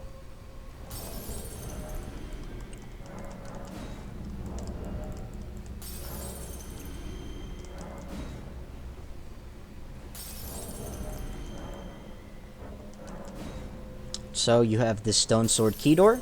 You only need one stone sword key. And we have like... Well, how many did we have? Okay, we had 7, so now we have 6. Kill this dude. And pick up the Crimson Sea Talisman. This boosts the effectiveness of your Flask of Crimson Tears by 20%. So that means it'll heal you more. So that's obviously very good. You're going to want to go this way. You're going to want to head up. Do a running attack on him. Take him out. Pretty easy, honestly. There's an illusory wall there. We're not going to take that. Instead, we're going to come in here. And here is a revenant. We're just going to ignore him.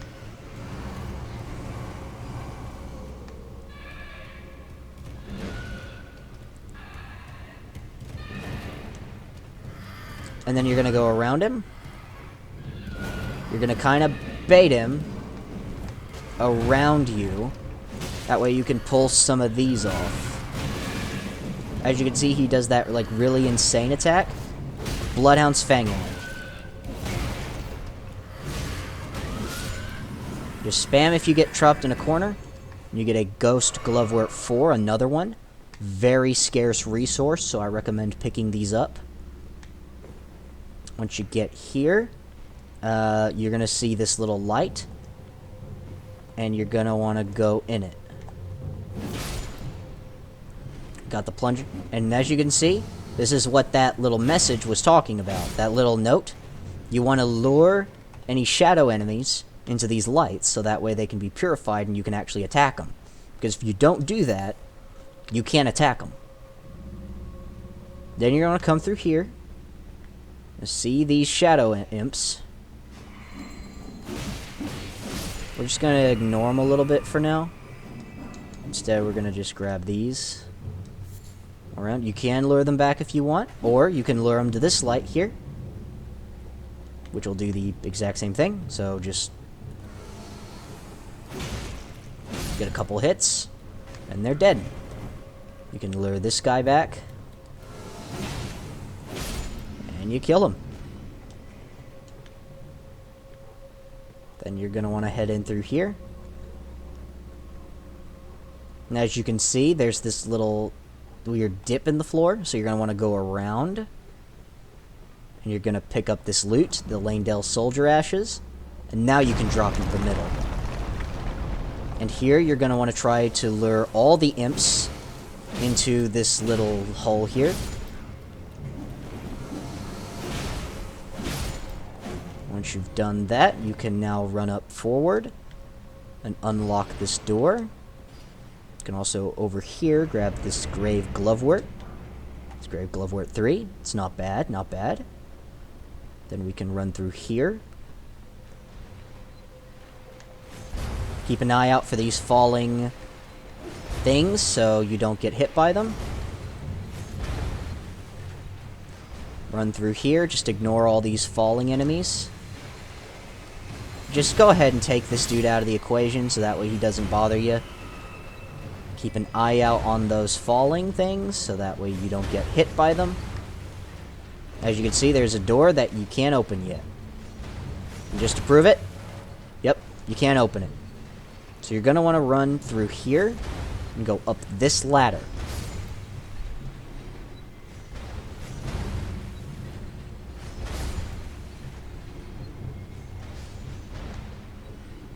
And then you're going to want to drop down. It's a Royal Revenant, so you're going to want to get some of this off. Now these dudes can spit poison. Ash of War. These dudes are super weak now. He's currently attacking in the wrong direction, so get a heavy Ash of War in. Get yourself a Ghost Glovewort 4. And a Grave Glovewort 5. Then you're going to want to run. Remember this section here, because this is going to be super important. And run up here to yoink the Prattling Pate. Let's get to it. And before... Now, just ignore him and dodge this Grave Duelist's attacks. Grave Ghost Glovewort 5 from that. And you're going to want to lure him backwards. And you're gonna want to lure him onto this here and drop down. And you're gonna want to lure him back to that source of light. So just lure him, just keep luring him.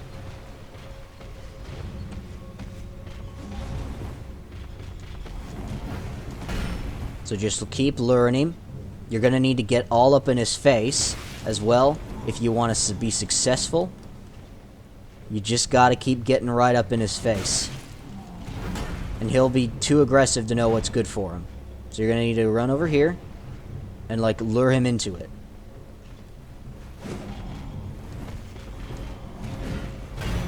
Just keep luring him into the light. See, he's somewhat smart, so he kinda knows what's here. He'll step into it in 3, 2, 1. And just wail on him. Ash in. With that, you've unlocked the contraption to go fight the enemy. I recommend swapping this out for Dean.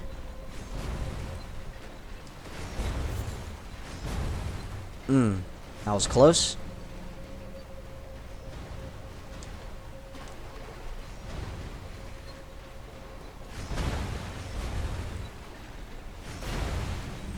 Now you can gun on through here. Just keep running.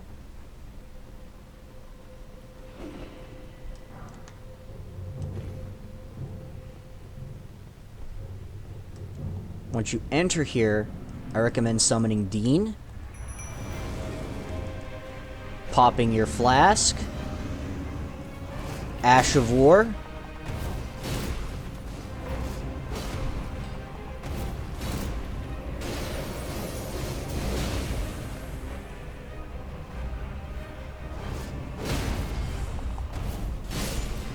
Defeat the ancient hero of Zamor. And you get one of the legendary summons, Ancient Dragon Knight Kristoff, and 20,000 runes. So with this, you're going to want to return to the entrance. And after you do that, you are then going to want to return to this dude, to that merchant. You are going to want to buy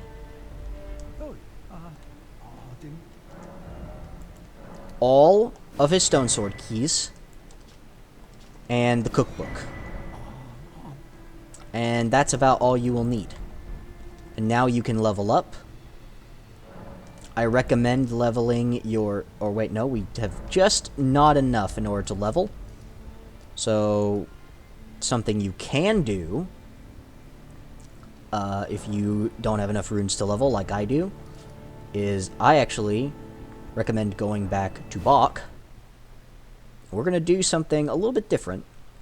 We're going to need to swap our weapon here. So I recommend swapping our weapon to the Quality Claymore. Or you can swap it to something else, like the longsword. I recommend the claymore, though. You could also swap it to the axe or the halberd. Honestly, I recommend the halberd here. So we're just going to run up on him. We're going to go this way, and I recommend changing this out for the charge attack talisman. Everything else is all good. So we're going to want to go along this east side here.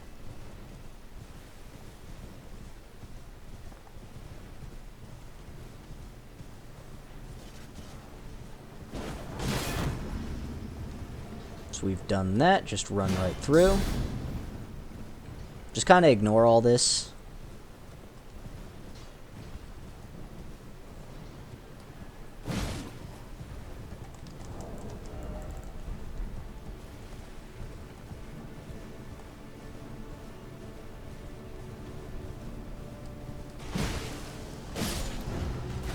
Run to the side, get off the horse.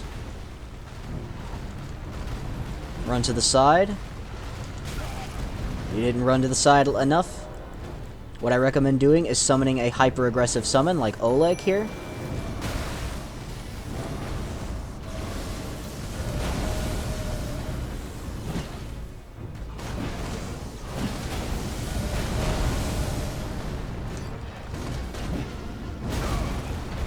Back away to heal. You're going to want to wait.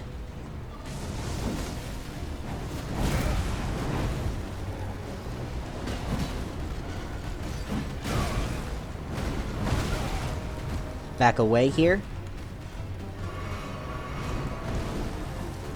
Refill.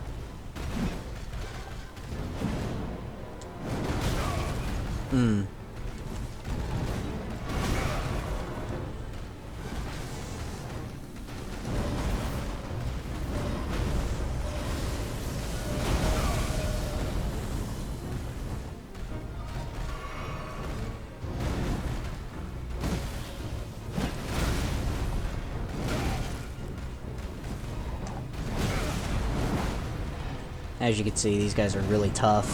Very hyper-aggressive. You know, I mean, there's just no, like, really fighting these guys for real.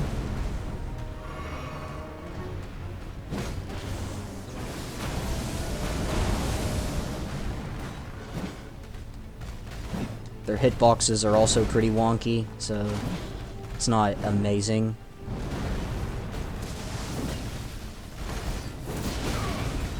So you want to try to get like a full combo there. You also really want to try to get a jump attack on them. Like, I'm just not really doing well against these guys right here. I never do. Once you've done that, you can then do a charged R2, and that'll take them out. With that, you get the 11k runes, smithing stone 5, 6s, and gravity stone fans and chunks. Once you're done with that, go back to the...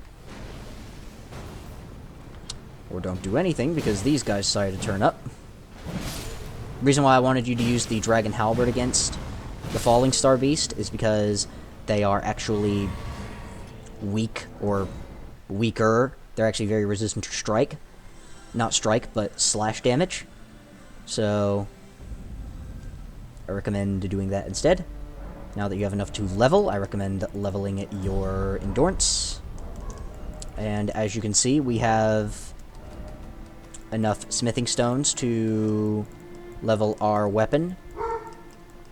Or we also have enough of these in order to level our summons to +4, and most of our summons to +5, and at least one summon to +5, rather.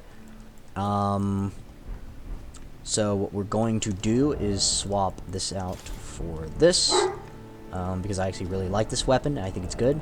I recommend going with this setup. The Ash of War here isn't as useful, so I honestly think you could go with something like the Green Turtle Talisman. And we are going to go back to the Round Table Hold. And we are going to go to Hugh, and we're going to have our weapon upgraded to +6, same as the Bloodhound's Fang. So that way we have two good weapons here, the Ghiza's Wheel and the Bloodhound's Fang. So that way we have two weapons that are super good. Well, I took youth no matter it out your own. And I'm going to show you kind of how to play with a slow weapon. You can also upgrade a summon if you'd like. We'll upgrade the jellyfish, because why not? Any summon here is fine. We're not really going to upgrade a summon. We want to get all of the summons to +3 before we decide anything. But we actually want to now go back to the...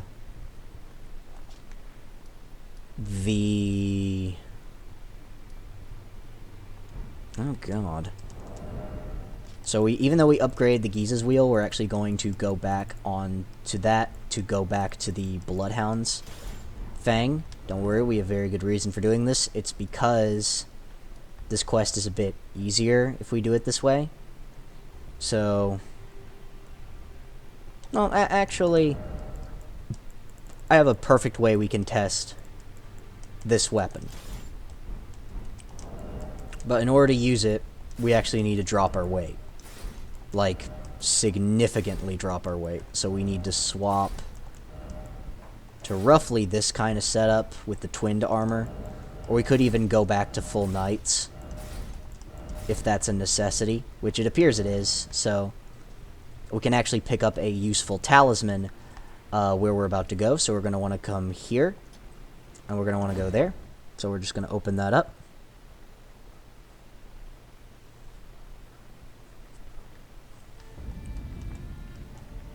And since the Ash of War isn't that important, we could honestly reallocate some more of our flasks. But I recommend you still leave one, so now we have an extra healing flask. And I'm going to show you a lot about this weapon. So for this, you're going to want to head all the way to the edge, and then go across, jump down. And now what we're going to do is get Latenna. And as you can see, there's that big dude there. And we're going to summon Latenna.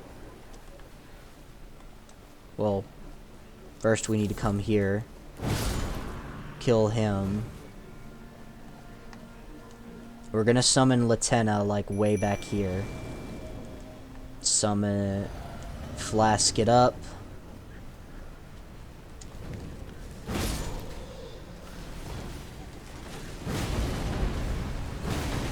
And with this, you're gonna wanna just hit him in the butt. He'll be staggered, and you're gonna wanna hit him in his head. Massive damage there.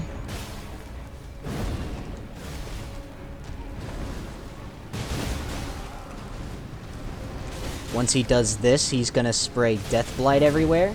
So kill him. See what I mean? And Death Blight can insta-kill you if it gets built all the way up, so back off. He drops the Speckled Hearts here, and some of that. Once you've done that, you want to head back this way in order to go up to where that beam is. So we're going to want to go this way. And I've kind of shown you how to use this weapon, how to use Colossals. So, and we're actually going to swap this to this, so that way it makes a bit more sense. That way it's just better. We have full offensive options. We're going to need full offensive options for this place, so we're going to come through here, and we're going to then go down. Any summon here is good. I recommend using Engvall for this place.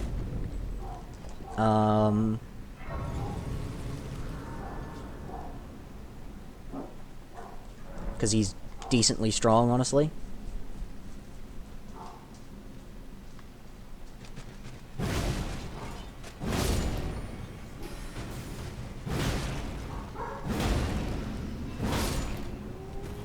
The reason why we want to come here is because most of the enemies are highly resistant to slash damage. Which, it's usually fine because we usually have enough damage to just, with the other one, to just completely overrule it, but this time we don't, so we kind of have to rely on it. You can kill these guys if you want to, or you could just, like, just walk away from them. Either or both. I mean, do whatever you want.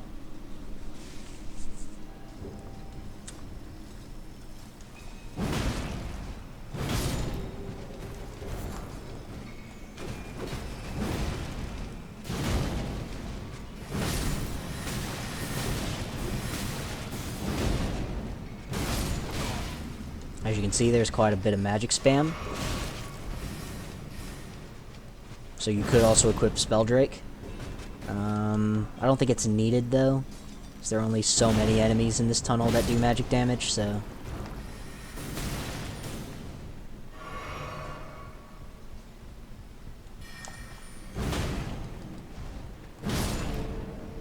Take him out.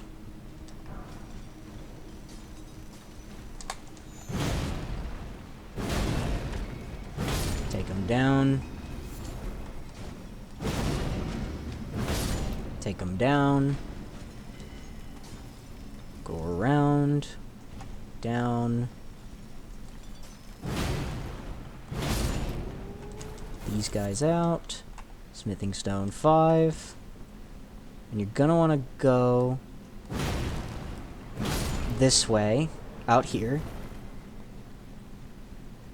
And up there, you're gonna see that thing just wailing down on you. It'll be bringing down gravity bolts down on you, just like it was in Ainzel. And you're gonna want to go onto this branch. And you're gonna want to go all the way up. Grab the Arsenal Charm 1. And then you're gonna want to go back in. You don't have a long range option here, so you can't really fight that thing. But you can if you want to, but it's not worth it. For now, you're just going to want to pick up these smithing stones.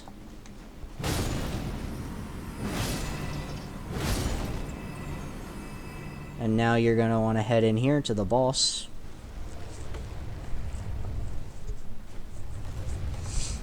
And you're going to want to summon Engvall, rather. Pop your flask. Focus on using charge attacks. And that's what's unique about this weapon, is its charge attacks, because its charge attacks are actually do multi-hits. Its two-handed first charge attack is not a multi-hit, but its one-handed charge attack is a multi-hit. Like you saw that there, where it kind of like spun on the ground because of the wheel. And that's why this weapon has a bit of a nickname called the Pizza Cutter. So it's a very strong weapon. It also has native bleed buildup on it. With that, we got the Somber Smithing Stone Bell Bearing 2, meaning we can go back to Round Table Hold and turn it in. So I just kind of wanted to show you what it was like to use a heavy weapon. For now, we're going to go back to the Bloodhound's Fang. With that, I mean we can equip heavier armor. And the Arsenal Charm that we equipped earlier allows you to wear heavier, will actually increase your equipment load even more than the base version. And if you want something that increases all, then you can get something like the Erdtree's Favor. So both are good. Turn in your bell bearings. So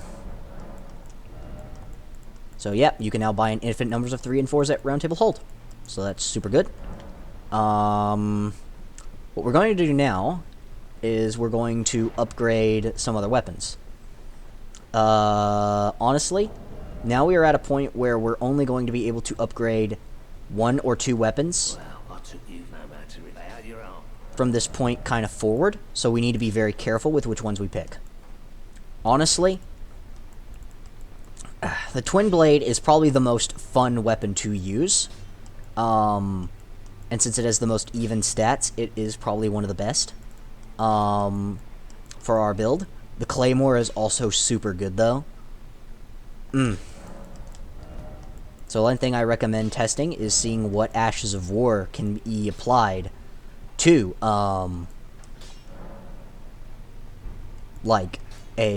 this weapon. So something like Giant Hunt can be applied to it.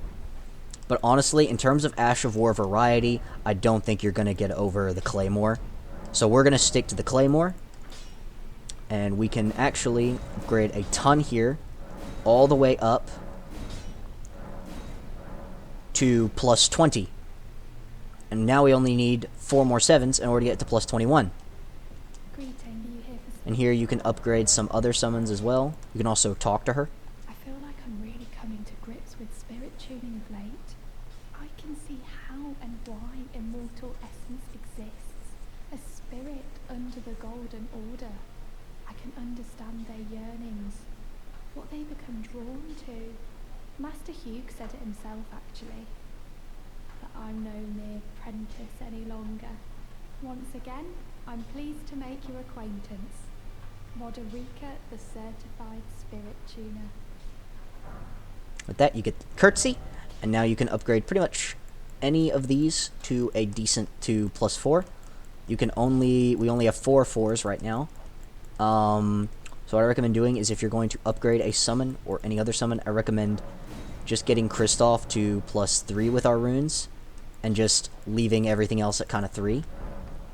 And we actually have, before we do anything else, we actually need to go all the way back. I know, this is pretty frustrating. We need to go all the way back to the Starscourge Radon, because I know what you're thinking. Well, that's a pretty big boss arena, but surely it's just for the gimmick of him being on a horse, being mobile, and coming down, right? Well, actually, there's actually a catacomb in his arena. You can actually go to it. For that, we're actually going to need to swap it out for... you can honestly swap it out for anything you want. I honestly prefer Lantern, though. So, yeah. So we're going to get back on our horse. Oh, and I completely forgot to explain what each of these does. So this one increases your Arcane by 1. And the jar increases your ability with pot. Increases your pots. And also, I just have to show it to you. As you can see, it's pretty comical looking. It's pretty funny to look, and it has decent defense, honestly. So we'll actually keep it equipped. For now, though, we want to go northwards. Just kind of like follow the way I'm going here. If you want, you can like put a little bit of something like along here. Just kind of keep going north this way.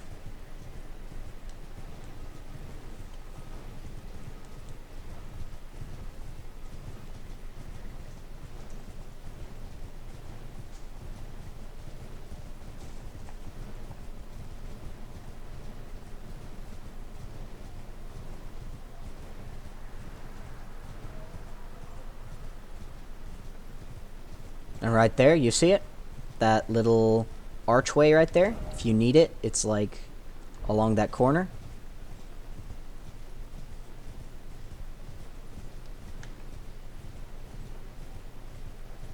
Here it is.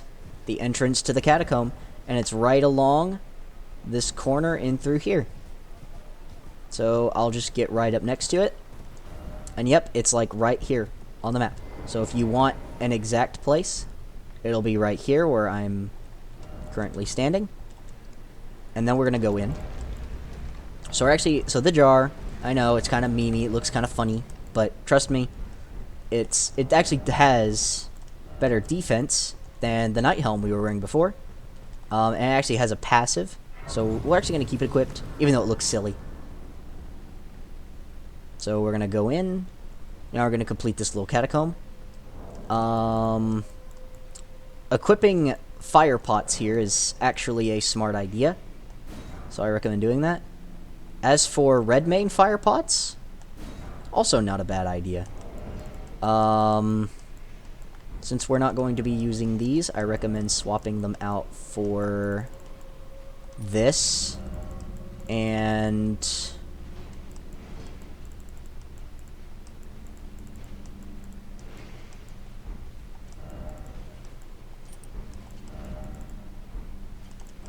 honestly, you're probably going to want something like the Star Scourge heirloom here.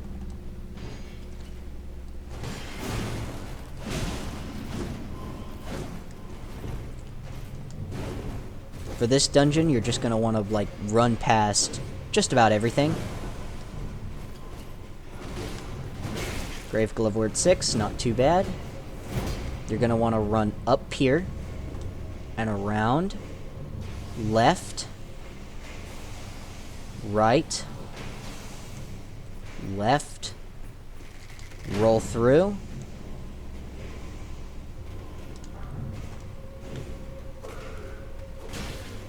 just keep running.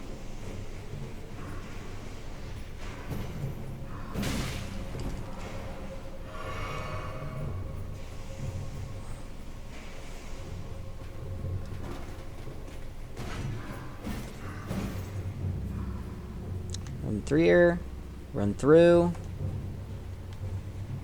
go up,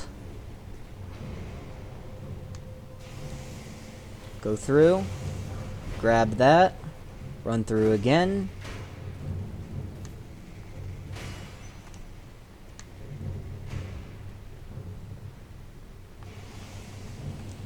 I actually have to remember what all is actually in here. So I think, yep, you come through here, up, out, wait for him to not,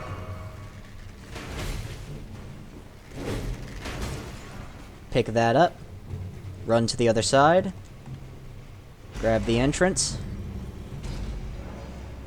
you've unlocked the door, now just keep running.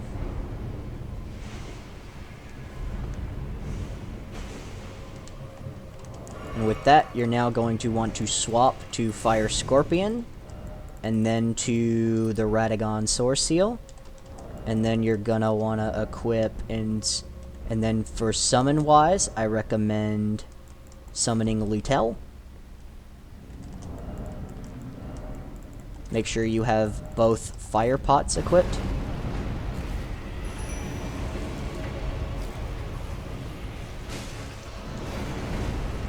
Throw your fire pots at it to do fire damage, which is what it's weak to.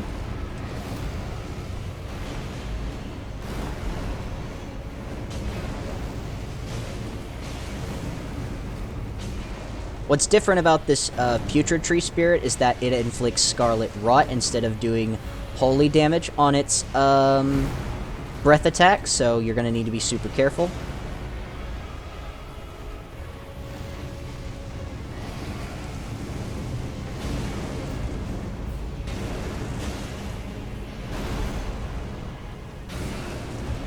With that, you can now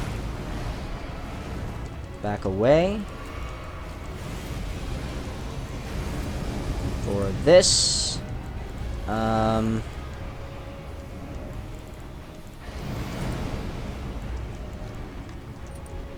that.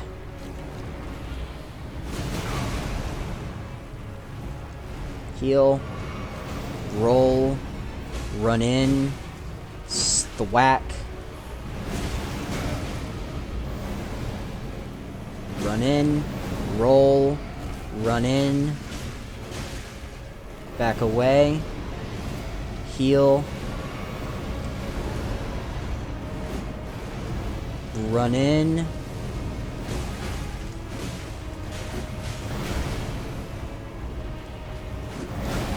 Back away. Heal. Run in. Ash. Run in. Riposte. Refill our blue.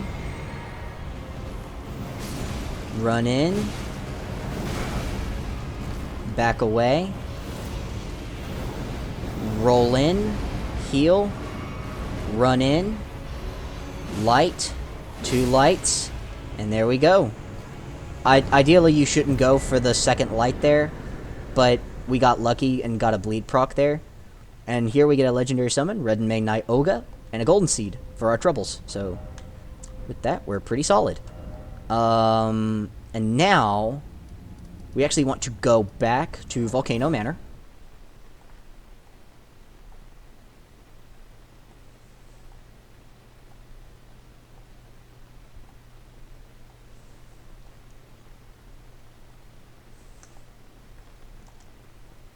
And we're going to rest at the site of grace. And we're going to level our our endurance some more. Speak to Tanith in order to get our reward. I see you performed another task for us. Here is your usual reward. Please, take it. Now, perhaps the time has come to tell you of the true ruler of this manor, Lord Rykard. The Erd Tree blessed the Tarnished with grace, but it was all too meager in the face of the enormity of their task. The Tarnished were forced to scavenge, squabbling for crumbs, like the Shard Bearers vying for power in the wake of the Shattering. Our Lord, indignant, has refused to scurry about, fighting over what miserly scraps they allow us. If the Erd Tree, and indeed the very gods, would debase us so, then we are willing to raise the banner of resistance, even if it means heresy. We at the Volcano Manor, under Lord Rykard, have sworn no rest until it is done. If you follow this heroic path, one day the Lord will see you. The Lord's visits with our champions are always a spectacle. It cannot come a day too soon. For this, we're going to leave her alone for a hot minute. Gonna go back to Patches. Ah, hello. What impeccable timing. This is for you. You're new here at the manor, but if you complete the request, you can improve your standing. Relax. We're old friends. Time's come to pass the torch, right? Go on, break a leg then.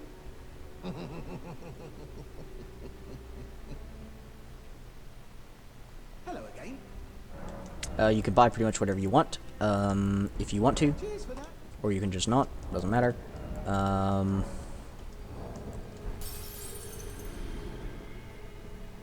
We're now going to want to head over here.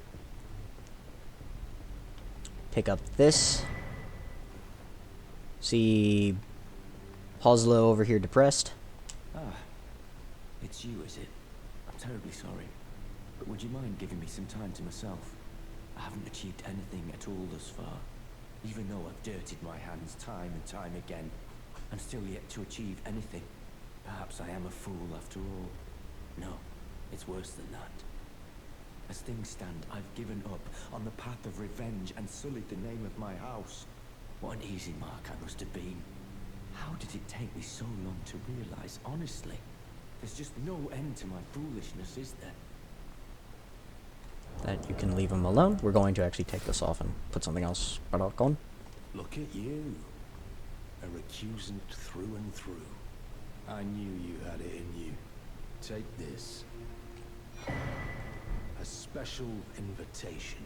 to hunt some of the first Tarnished who sat at the Round Table Hold. If you should accept, I'll next see you on the field of battle. You're still a... Here we're going to want to buy some more skills. Honestly, I recommend buying all of them. So that way we can have all of them. Well, And you'll see Raya is missing. So you're going to want to go through here. You're going to see one of these serpent enemies. You're going to want to speak to him. Brave Tarnished, what is your business here? I'm And it's afraid actually this is Raya, not a guest room. obviously. What's that peculiar look upon your face? Goodness, am I still a serpent? Oh, how dreadful. How dreadful indeed. Oh, forgive my distress. I ought to be thanking you for treating me as usual, despite this appearance. Brave Tarnished, this is my true form. My real name is Zarias. Please forgive the deception. Do understand. This duplicity is my own doing. Lady Tanith speaks no falsehoods. And the Volcano Manor is just as it seems. Lady Tanith is my mother. I am told I was born by the grace of a glorious king, that my mother cherishes this form I inhabit. I am proud of what I am, but people are cruel. If they saw my true form, they wouldn't speak to me, and so I assume a guise when seeking new recruits. But you are not like the rest. My serpentine form and the name Zarias were secrets, known only to Lady Tanith and I. Now I share the secrets with you as well. Please keep them safe from anyone else. That we can now go speak to Tanith again.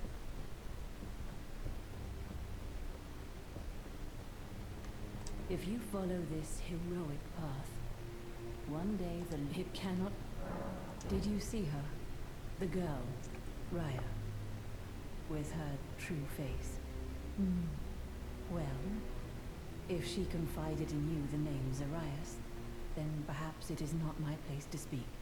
But as her adoptive mother, I ask of you, please be kind to her. Look after young Zarias. Her true visage belies the purity of her heart.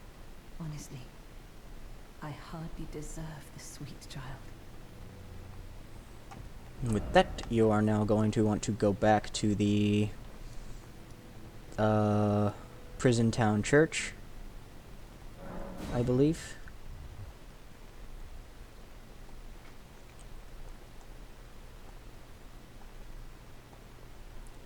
And here, I actually recommend changing weapon to the this, and then we're going to want to, if you want to keep your heavier armor, it's gonna kind of be hard to do, but I recommend doing this, and then you can then pick this, and then you can go with this for a full damage setup. And now you can actually wear the same heavy armor. You can actually go even heavier and wear that as well, which is very nice. We're about to go fight a pretty tough enemy. For summons wise, I actually recommend you use Dean here, because you're going to be using a lot of physical damage. Otherwise, this is all good. So we're going to come in here,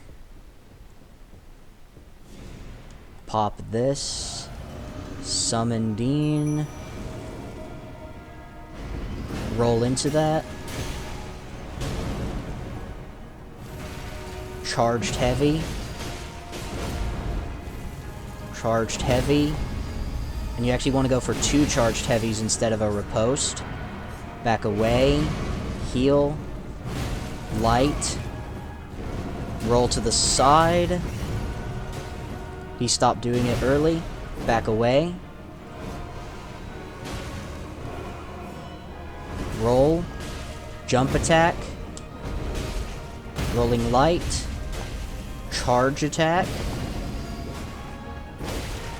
back away, heal, roll, jumping light, heavy, rolling light, and you just took down the Godskin Noble. If you want, you can swap this out, and now you have 60,000 runes. Nice job. If you go up here, you'll pick up the Serpent's a minion. Go back to this. I just wanted to show you what it was like to play around with this. And now you can upgrade your endurance to 30, which is very solid. And now, what we're going to do now is we're going to progress forward into the area. In terms of resins and resources, there really isn't anything we particularly want out of this. And also in terms of, like, crafting materials in general, there really is very little we're going to want outside of, like, the holy water pots. So, honestly, that's going to be the thing you're going to want most of the time, because there are so many enemies that are... There are a decent chunk of, like, field bosses, like the Death Birds, the Death Right Birds, that are weak to fire. Not weak to fire, but weak to holy damage. So you're going to want to do that. For now, we aren't going to craft anything, though. I'll tell and show you when to craft. And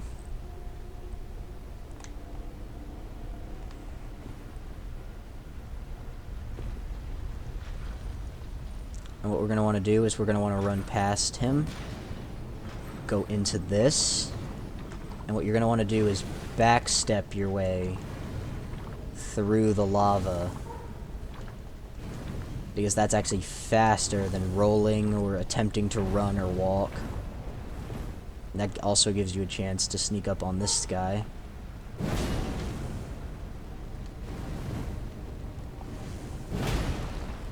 There, you just killed it.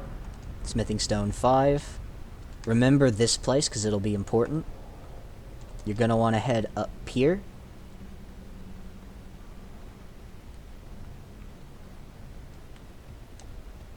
Then you're going to want to go to the back.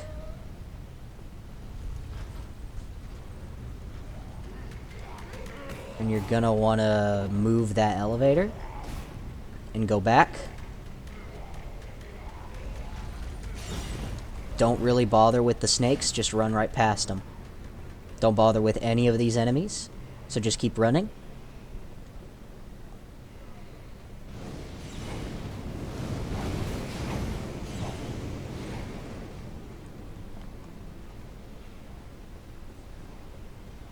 Open this door.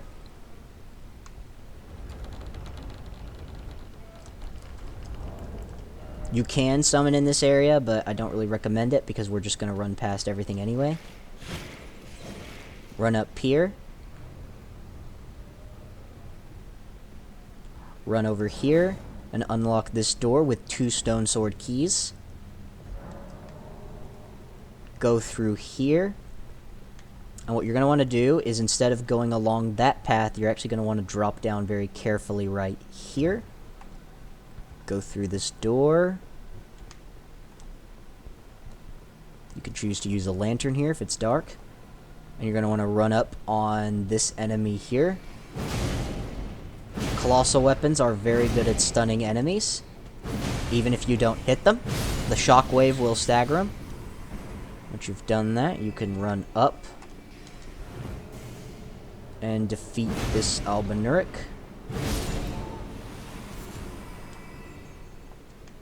And then you can come out here, and you're going to want to grab this, the Dagger Talisman. Then you can drop down here, but make sure you drop down on this guy. Kill him. And while you're here, you can also pick up a rune arc. Drop down onto this. Drop down onto that. Drop onto this. And then just drop down if you can. Heal up.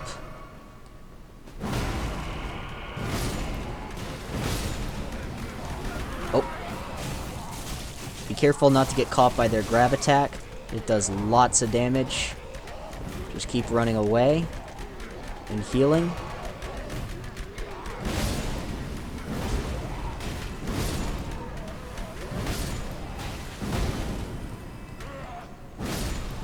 Once you take them down, you're going to want to run this way and take out this dude and grab this, which is a Seedbed Curse. It's a quest item, it'll be very useful in a moment. Then you're going to want to head out here. Try to kill this dude.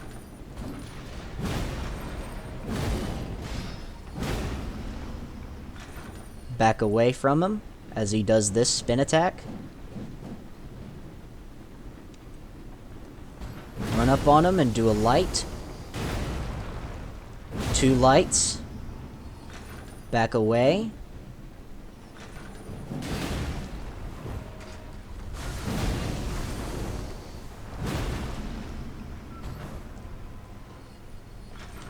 Back away from him again as he does this. Run in and do a jump. Be very careful if he decides to throw one of these out. Then run up on him again. Light attack. There you go. Then you're going to want to come here and pick up a Somber Smithing Stone 7.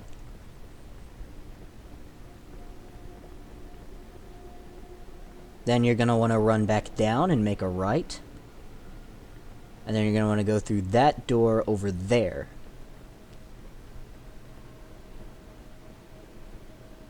Grab this Ash of War, the Royal Knight's Resolve. Over here you'll see a painting, which is another depiction of Lord Rykard. Then you're going to want to go through this hallway here. And this leads you right back to Volcano Manor.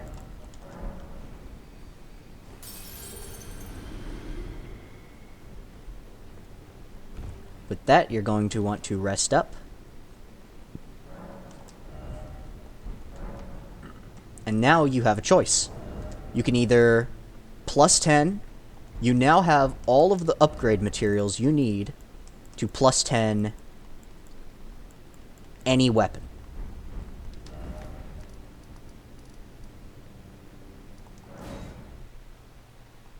So, that means any weapon. That means you can upgrade, you can plus 10 the Ghiza's Wheel, the Axe of Godric, the Bloodhound's Fang,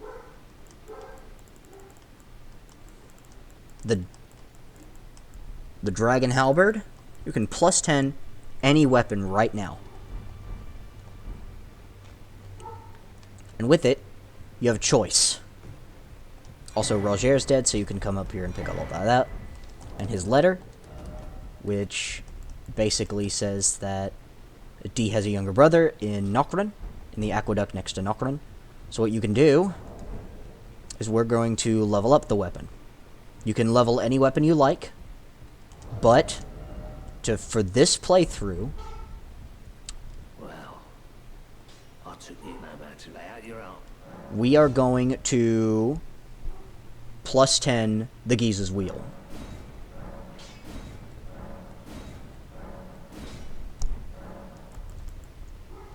The girl has come a long way. As ever, time and technique have made her stronger. 'Tis good to see. An imprisoned monster does not deserve an apprentice or a daughter. But at times, that's precisely what she feels like to me. I've gone soft. And it isn't easy. That you can leave him alone. And now, you're going to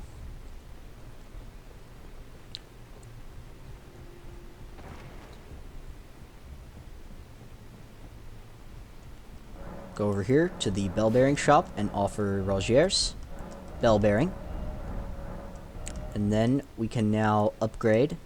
Now buy more upgrade materials should we need to. We need to get enough to upgrade Oga to +10.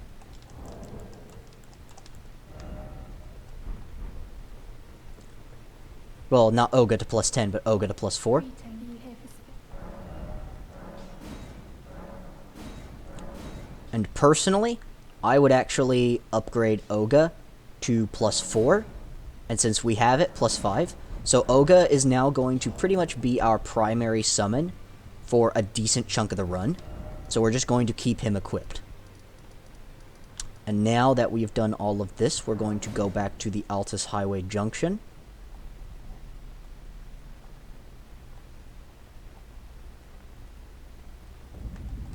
Hand, and we're going to go up, and we're going to swap this out for this, and this out for this.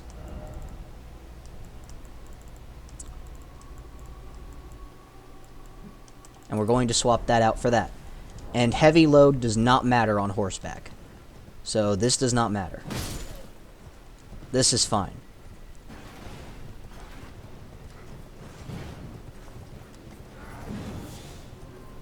So instead, we want this talisman set up. We're gonna drink our flask.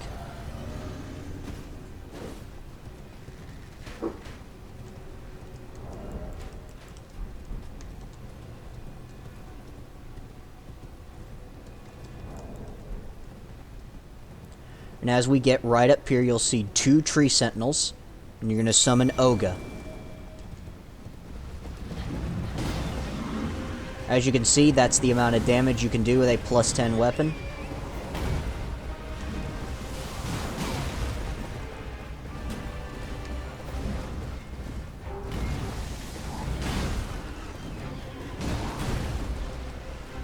Riding around in circles around the tree sentinel is typically more than enough.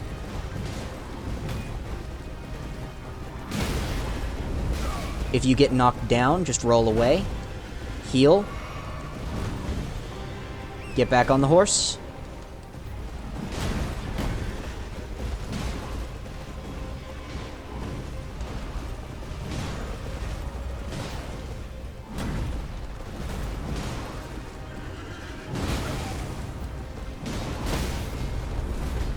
If you get knocked down again, just do a wake-up roll, a fat roll, back on the horse, back away. Light. 2 lights. Help your buddy Oga. If you get knocked down, do a wake-up roll. Consume a flask to revive your horse. Back away. Run right up to him. Do a wake-up roll. Heavy, light, roll, light. And just like that, you took out the tree sentinel. You get 2,400 runes, the Erdtree Great Shield, and the Hero's Rune. Pop the Hero's Rune. 15k runes, not bad. With this, you can now probably swap back to what you were doing before with the Arsenal Charm, the Charge Attack Talisman, and the multi-hit. Pick up these golden seeds, and this map.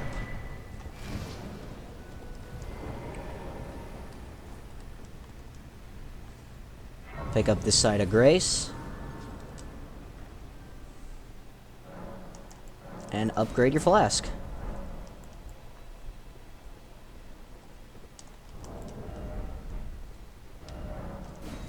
We now have all of this unlocked. So what we're going to do, gonna get back on the horse.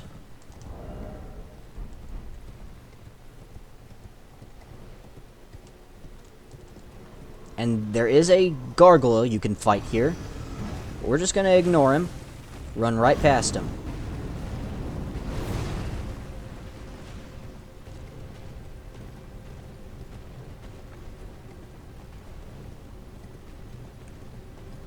Once you get up here, you're going to want to grab these.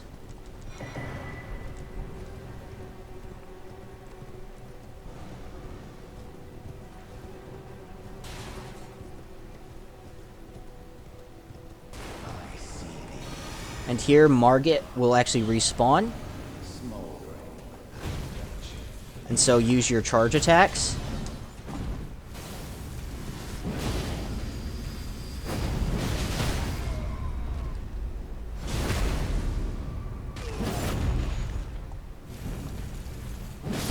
Take him down.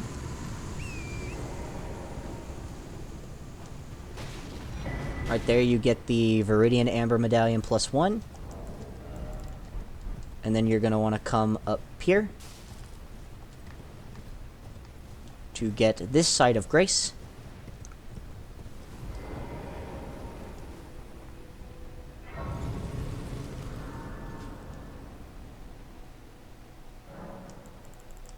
And then I recommend leveling up. You're going to want to level... Now that you've gotten to this point, you're going to want to start leveling your Vigor. And now Melina will now talk to you again. Spoken echoes of Queen Marika linger here as well. Shall I share them with you?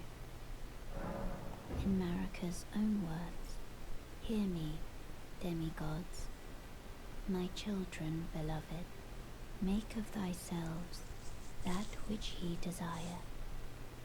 Be it a lord, be it a god, but should ye fail to become aught at all, ye will be forsaken, amounting only to sacrifices. So with that, you're about to go fight a fairly tough boss, so I recommend changing up your strat. You're going to want to equip Claw Talisman, and you're going to want to replace this with the Bolt Drake +1. Everything else can stay the same, though. So with this, you're going to want to go up here.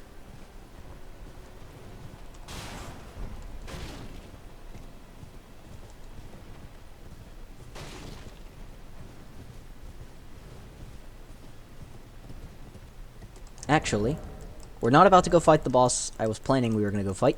Instead, we are going to go fight a completely different boss and go to a completely different area. So what we're going to do, we're going to go along this way. We're going to go up here. We're just going to keep going up. Until, see that shack over there? We're going to go to that shack.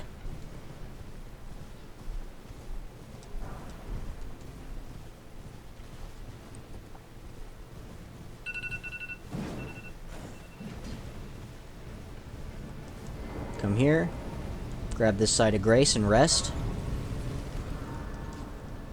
So that way you can despawn those guys. And then you're going to want to come over here. Is some custom well? Here, you're going to want to buy the Sentry's Torch.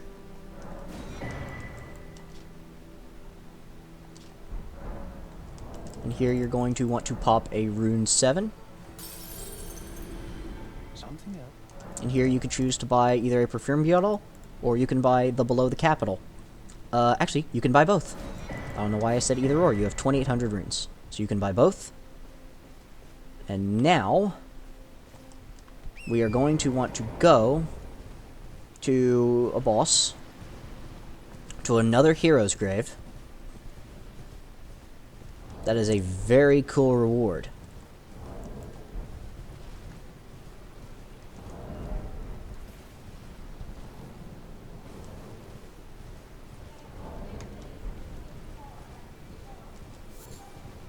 You're going to want to head down this way.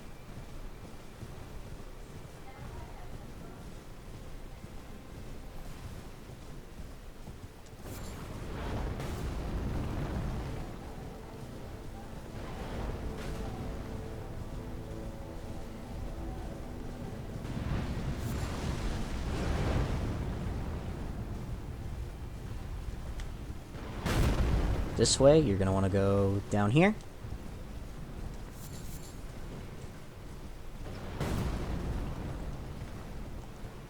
drop.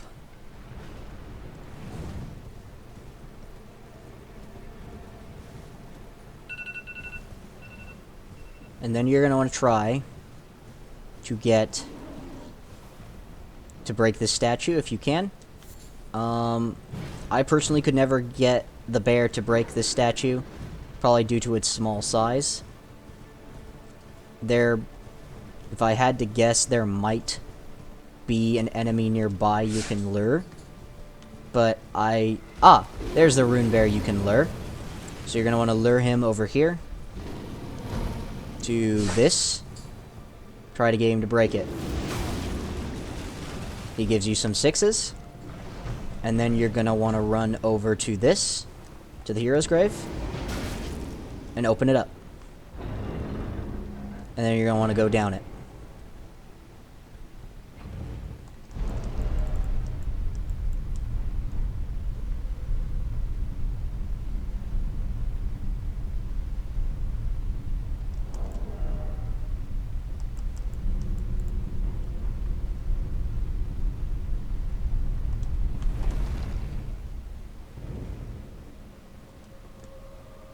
Then once you get here, do not open that stone sword key door. It is not very useful to you. Okay. So, we're kind of out of time right now. So, this will be where we leave off. And as just a reminder, we entered the Azurius hero's grave right in through here. And you go to it by going through here. There's an minor tree we passed by, but we'll come back to it later. And so now that we've come here, yep, we will come back to this place later on. So I want to thank you guys so much for watching, and I'll see you all in the next one.